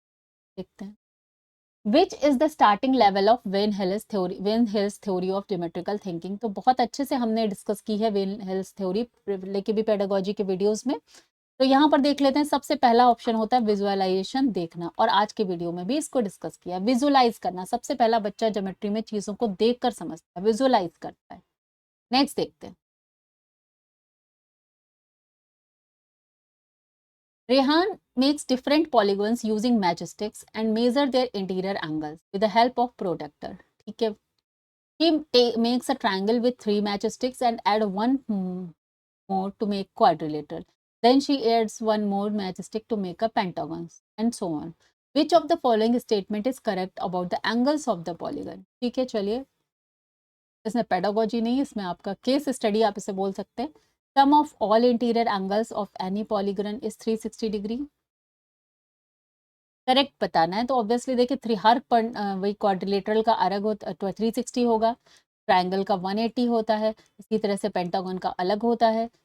सम ऑफ ऑल इंटीरियर, और उसका फॉर्मूला भी मैंने आपको रिवीजन वीडियो में बताया है, n-2 इंटू 180, जहाँ पर n क्या है, number of sides of a polygon है। Sum of all interior angles of a quadrilateral is 3 times the sum of all interior of triangle. Obviously not 180 into 3 करेंगे तो ये 360 से ज़्यादा हो जाएगा, 2 times. When the number of sides increase, the sum of the measure of interior angles of a polygon increase. Yes, ये तो correct आ रहा है भाई, जितने जैसे 3 साइड्स हैं तो 180, 4 साइड्स हैं 360, 5 साइड्स हैं तो और ज़्यादा हो जाएगा, आप निकाल सकते हैं। 5 minus 2 is 3 means 180 minus 3, 180 minus 3 is 540। ठीक है, तो ये करेक्ट है।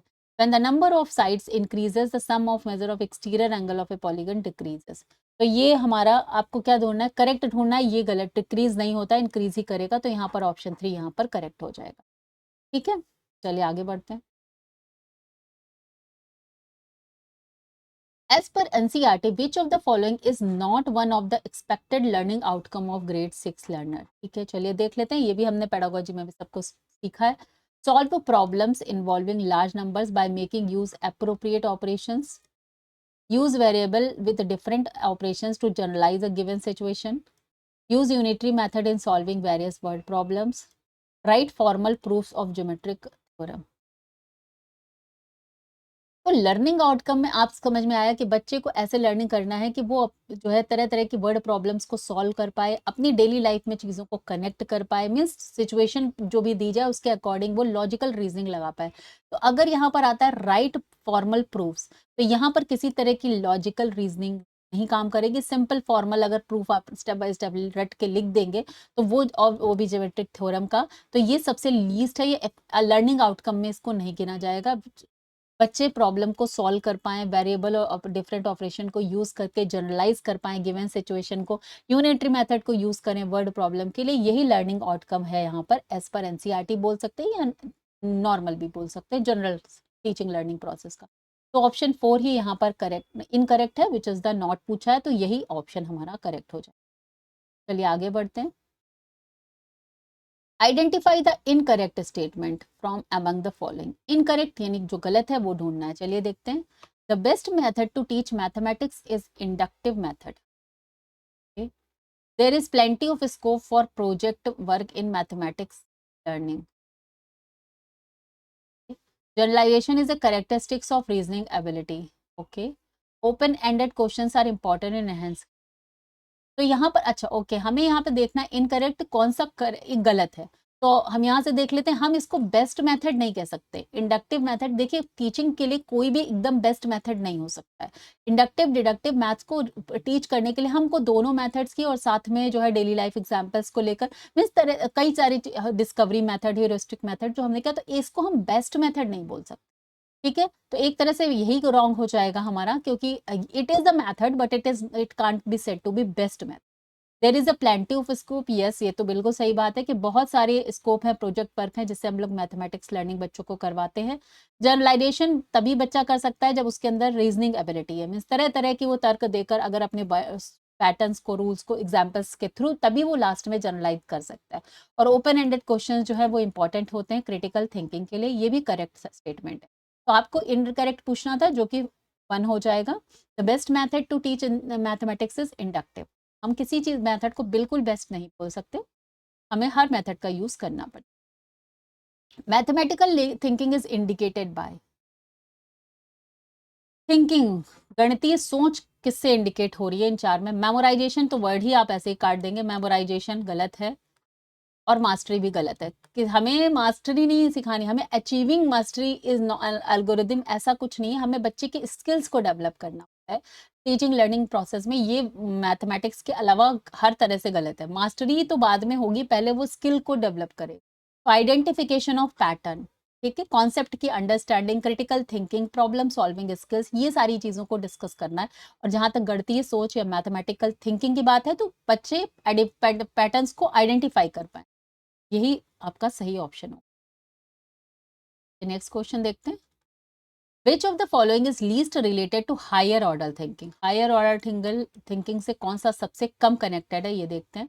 Identify relationships among variables, analysing the data, solving a problem based on the given formula. अब गिवन फॉर्मूला अगेन है कि एक फॉर्मूला दे दिया और ढेर सारे बच्चे प्रॉब्लम सॉल्व करते चले जाए, तो इसमें हायर ऑर्डर थिंकिंग का कोई रोल ही नहीं है। Making connections between mathematics and everyday life, तो यस ये भी है, ये भी है, ये भी है, यही गलत है, और जो गलत है वही पूछा है लीस्ट रिलेटेड। सबसे कम यही होगा कि आपने बच्चे को एक फॉर्मूला बता दिया और उसने 15-20 क्वेश्चन सेम फॉर्मूले पर सॉल्व कर दिया, तो यहाँ पर कुछ हायर ऑर्डर की थिंकिंग स्किल डेवलप उसकी नहीं हो रही। ओके, चलिए नेक्स्ट देखते हैं।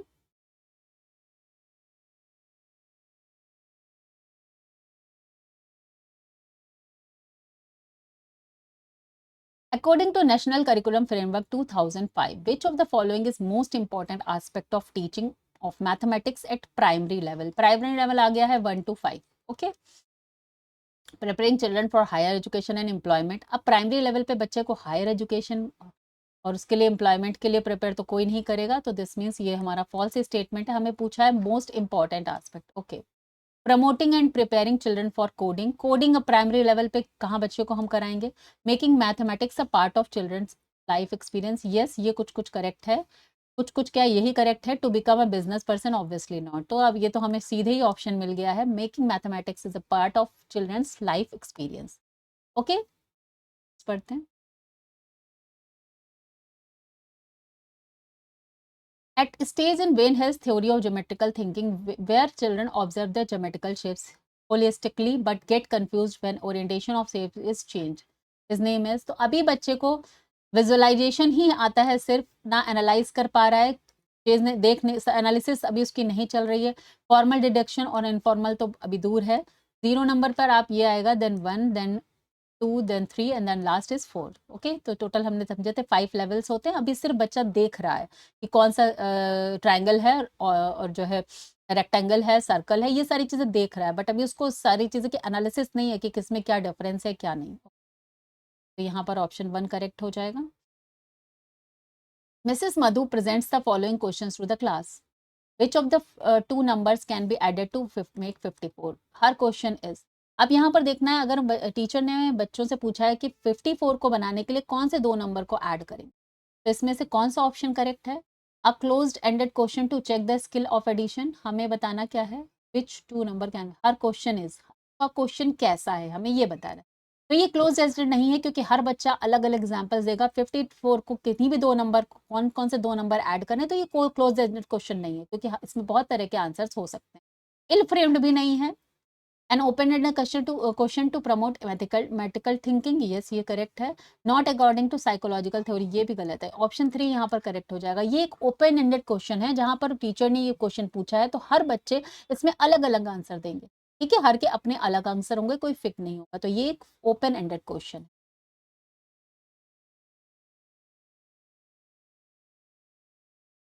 Which of the following is least likely to improve teaching learning in mathematics? सबसे कम कौन सा है effective teaching learning mathematics? Knowing ways in which assessment affect the confidence of learner. तरीके जानना जिससे असेसमेंट, वैसे असेसमेंट करना जिससे अफेक्ट कर दे कॉन्फिडेंस ऑफ लर्नर। दूसरा, providing complete solution to students, wrong answer. तीसरा, enhance quality of feedback, using result of assessment to modify teaching. तो देखिए हाँ ये सही है। लीस्ट लाइकली में क्या आ जाएगा, ये तो सही है भाई, हम लोग असेसमेंट करते हैं जिससे हम अपनी टीचिंग को मॉडिफाई कर सकें। इनहेंस करते हैं क्वालिटी ऑफ फीडबैक, फीडबैक की क्वालिटी को इनहेंस करते हैं, ये भी जरूरी है टीचिंग लर्निंग में। Complete solutions to student for wrong answer, ये नहीं करना है हमको, teacher as a teacher facilitate करना है, हम उसको कंप्लीट सोल्यूशन ही बता देंगे तो उसको तो वही हो गया ना कि रटने वाली बात हो गई, रट लो। तो ये लीस्ट लाइकली हो जाएगा। Knowing ways in which assessment affects the confidence of learner, और ऐसे तरीकों को जानना जिससे अगर हम असेसमेंट ले रहे हैं तो बच्चे का कॉन्फिडेंस लूज हो रहा है, तो इस तरीकों को जान के हम उसको चेंज कर सकते हैं अपने उस असेसमेंट को, तरीकों को। तो ये भी इसमें सबसे लीस्ट हो जाएगा आपका ये कि providing complete solutions to students. तो ये सारे एक तरह से आप समझ सकते हैं पॉजिटिव स्टेटमेंट है, बट ये नेगेटिव स्टेटमेंट है, तो वही हमें देखना है, जो नेगेटिव है वो लीस्ट लाइकली हो जाएगा। चलिए नेक्स्ट देखते हैं। Which of the following is most appropriate purpose of a mathematics laboratory in a school? Okay, most appropriate mathematics laboratory की बात हो रही है। चलिए देखते हैं। It helps the school to get good remarks during school inspection. Most appropriate, अब good remark और school inspection. It provides some leisure time activities. No भाई, leisure time के लिए मैथ की laboratory नहीं बनाई जाती है। It provides opportunity for rigorous experiments, ऐसा भी नहीं है। It provides opportunity for verification mathematical exploration, ठीक है। तो मोस्ट अप्रोप्रिएट में देखिए आपको ये वाला स्टेटमेंट ही समझ में आएगा, करेक्ट है कि जो भी आपकी वेरिफिकेशन है, जो भी मैथमेटिकल एक्सप्लोरेशन है, उसको जो है अपॉर्चुनिटी प्रोवाइड करती है उसके वेरीफाई करने के लिए, तो ये ही मोस्ट अप्रोप्रिएट हो जाएगा ऑप्शन नंबर 4। चलिए नेक्स्ट देखते हैं। After discussing a unit on shapes, a teacher asks the student why the wheels of the vehicles are round in shape. What do you think about asking such a question in class? बच्चे ने teacher ने shapes के बारे में पढ़ाया, unit of shape पढ़ाया, और उसके बाद जो है उनसे पूछा है कि बच्चे जो गाड़ियों के पहिए होते हैं वो सर्कल क्यों होते हैं, व्हील्स जो है राउंड शेप में क्यों होते हैं। अब इस क्वेश्चन को पूछने के पीछे टीचर का उद्देश्य क्या है, ये हमें देखना है। It is a wastage of time, obviously not. It provides an opportunity to shy student to respond. Shy students कैसे response करेंगे अगर क्वेश्चन इस तरह का होगा। It develops logical reasoning in students. It develops convergent thinking. Convergent thinking को best तो माना नहीं जाता है, तो टीचर ऐसा क्वेश्चन क्यों करेंगे। हमेशा ऐसे क्वेश्चन पूछें जो डाइवर्स थिंकिंग वाले ओपन एंडेड क्वेश्चन हो, जिसमें बच्चा डाइवर्स थिंकिंग कई डायरेक्शन में सोच सके, ठीक है। Obviously it develops logical reasoning, because हर बच्चा अपना अपना कुछ लॉजिकली सोचेगा कि ऐसा क्यों है। ठीक है, तो यहाँ पर ऑप्शन 3 ही यहाँ पर करेक्ट हो जाएगा। नेक्स्ट देखते हैं। A non-rigid transformation that produce two similar two-dimensional shape is called non-rigid transformation that produces two similar two-dimensional shape. अब यहाँ पर है इतने डायलेशन, रिफ्लेक्शन, रोटेशन, ट्रांसफॉर्मेशन। ठीक है, तो इसमें रिफ्लेक्शन तो सबने पढ़ाई है, रिफ्लेक्ट करना, यहाँ से इधर कुछ है तो उसका मिरर इमेज इधर रिफ्लेक्शन हो जाना। रोटेशन में आप पूरा रोटेट कर देते हैं। ट्रांसफॉर्मेशन अगेन एक तरह का चेंज है, बट डायलेशन क्या होता है, जहां पर dilation is a transformation that changes the size of a figure without changing its shape. तो सीधे सीधे आप कह सकते हैं ये एक ये डायलेशन हो।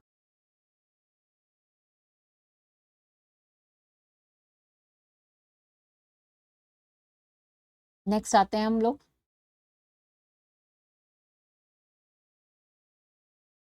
Madhav says in his mathematics class that 6 is 2 3, 6 जो है वो 2 3 है, और 10 रुपी इज 2 5, 10 रुपीज जो है वो 2 5 है। Okay, Madhav is indicating which type of reasoning, यहाँ पर वो किस तरह की रीजनिंग की बात कर रहे हैं। Hierarchical, inclusion, proportional, place value या काउंटिंग। देखिए यहाँ पर प्लेस वैल्यू की बात नहीं हो रही है, इसको हम एलिमिनेट करके भी समझ सकते हैं। ये प्लेस वैल्यू की बात तो यहाँ पर कुछ हो नहीं रही है। काउंटिंग वो कर नहीं रहा है, उसको ये पता है कि 3 + 3 करते हैं तो 6 आएगा, और 5 + 5 करते हैं तो 10 आएगा। हायरार्किकल इंक्लूजन, हायरार्किकल का मतलब होता है कि टॉप टू बॉटम, या मतलब एक के बाद दूसरा, दूसरे के बाद तीसरा, ऐसा यहाँ पर कुछ हायरार्की बन नहीं रही है। तो यहाँ पर डायरेक्टली आप समझ सकते हैं कि प्रोपोर्शनैलिटी की बात हो रही है कि जो है आपके 2 5 जो हैं वो 10 बनाएंगे, 2 3 जो है वो 6 बनाएंगे, तो एक तरह से वो प्रोपोर्शनैलिटी की बात कर। ओके, एंड नेक्स्ट देखते हैं। Which of the following practices is least appropriate for lesson planning in mathematics? Lesson plan के लिए देखते हैं, चलिए ऑप्शंस को। Establish mathematics goal to focus on learning. Obviously lesson plan के लिए हम सबसे पहले गोल ही बनाते हैं, क्या सिखाना है बच्चे को। Give tasks that promote reasoning and problem solving. Yes, हमने अभी भी इतना पढ़ने के बाद आपको समझ में आ गया कि हमें उन्हीं तरह के टास्क को प्रमोट, जहां पर रीजनिंग बच्चे की डेवलप हो, लॉजिकल रीजनिंग डेवलप हो, problem solving skills pose purposeful problems for students. Year उद्देश्यपूर्ण पर्पसफुल समस्याएं ही देनी है, ऐसे कुछ भी किसी भी रैंडम प्रॉब्लम नहीं देनी। Give home task for solving all text book question, यही सबसे लीस्ट अप्रोप्रिएट है। बच्चे को होमवर्क दे देना, सेम टाइम के क्वेश्चन को सॉल्व करे बेस्ड ऑन द कॉन्सेप्ट, जो कॉन्सेप्ट बताएगा। तो यहाँ पर वो थिंकिंग क्या करेगा, सेम कॉन्सेप्ट पे क्वेश्चन सॉल्व करता है।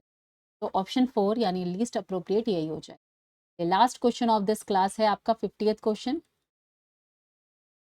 Which of the following question is statistical nature. तो स्टैटिस्टिक्स में हम क्या पढ़ते हैं, डेटा पढ़ते हैं। चलिए देखते हैं। What is the cost of pen, one fixed answer. Which road is safest to drive, okay, यहाँ पर हमें देखना पड़ेगा। What is the number of match sticks in a given box, we can count and tell the answer. The number of tiles to cover a given या floor, या again. तो यहाँ पर स्टैटिस्टिकल के लिए विच रोज इज सेफेस्ट, यहाँ पर आपको कई रोड्स का ऑब्जर्वेशन करना पड़ेगा, उसके बाद आप एक डेटा से समझ में आएगा कि कौन सी रोड सेफ है। तो this means statistical in nature यही वाला क्वेश्चन हो जाएगा, which road is safest to drive. Statistical natural nature problem is one that involves data with variation and requires analysis to draw conclusion.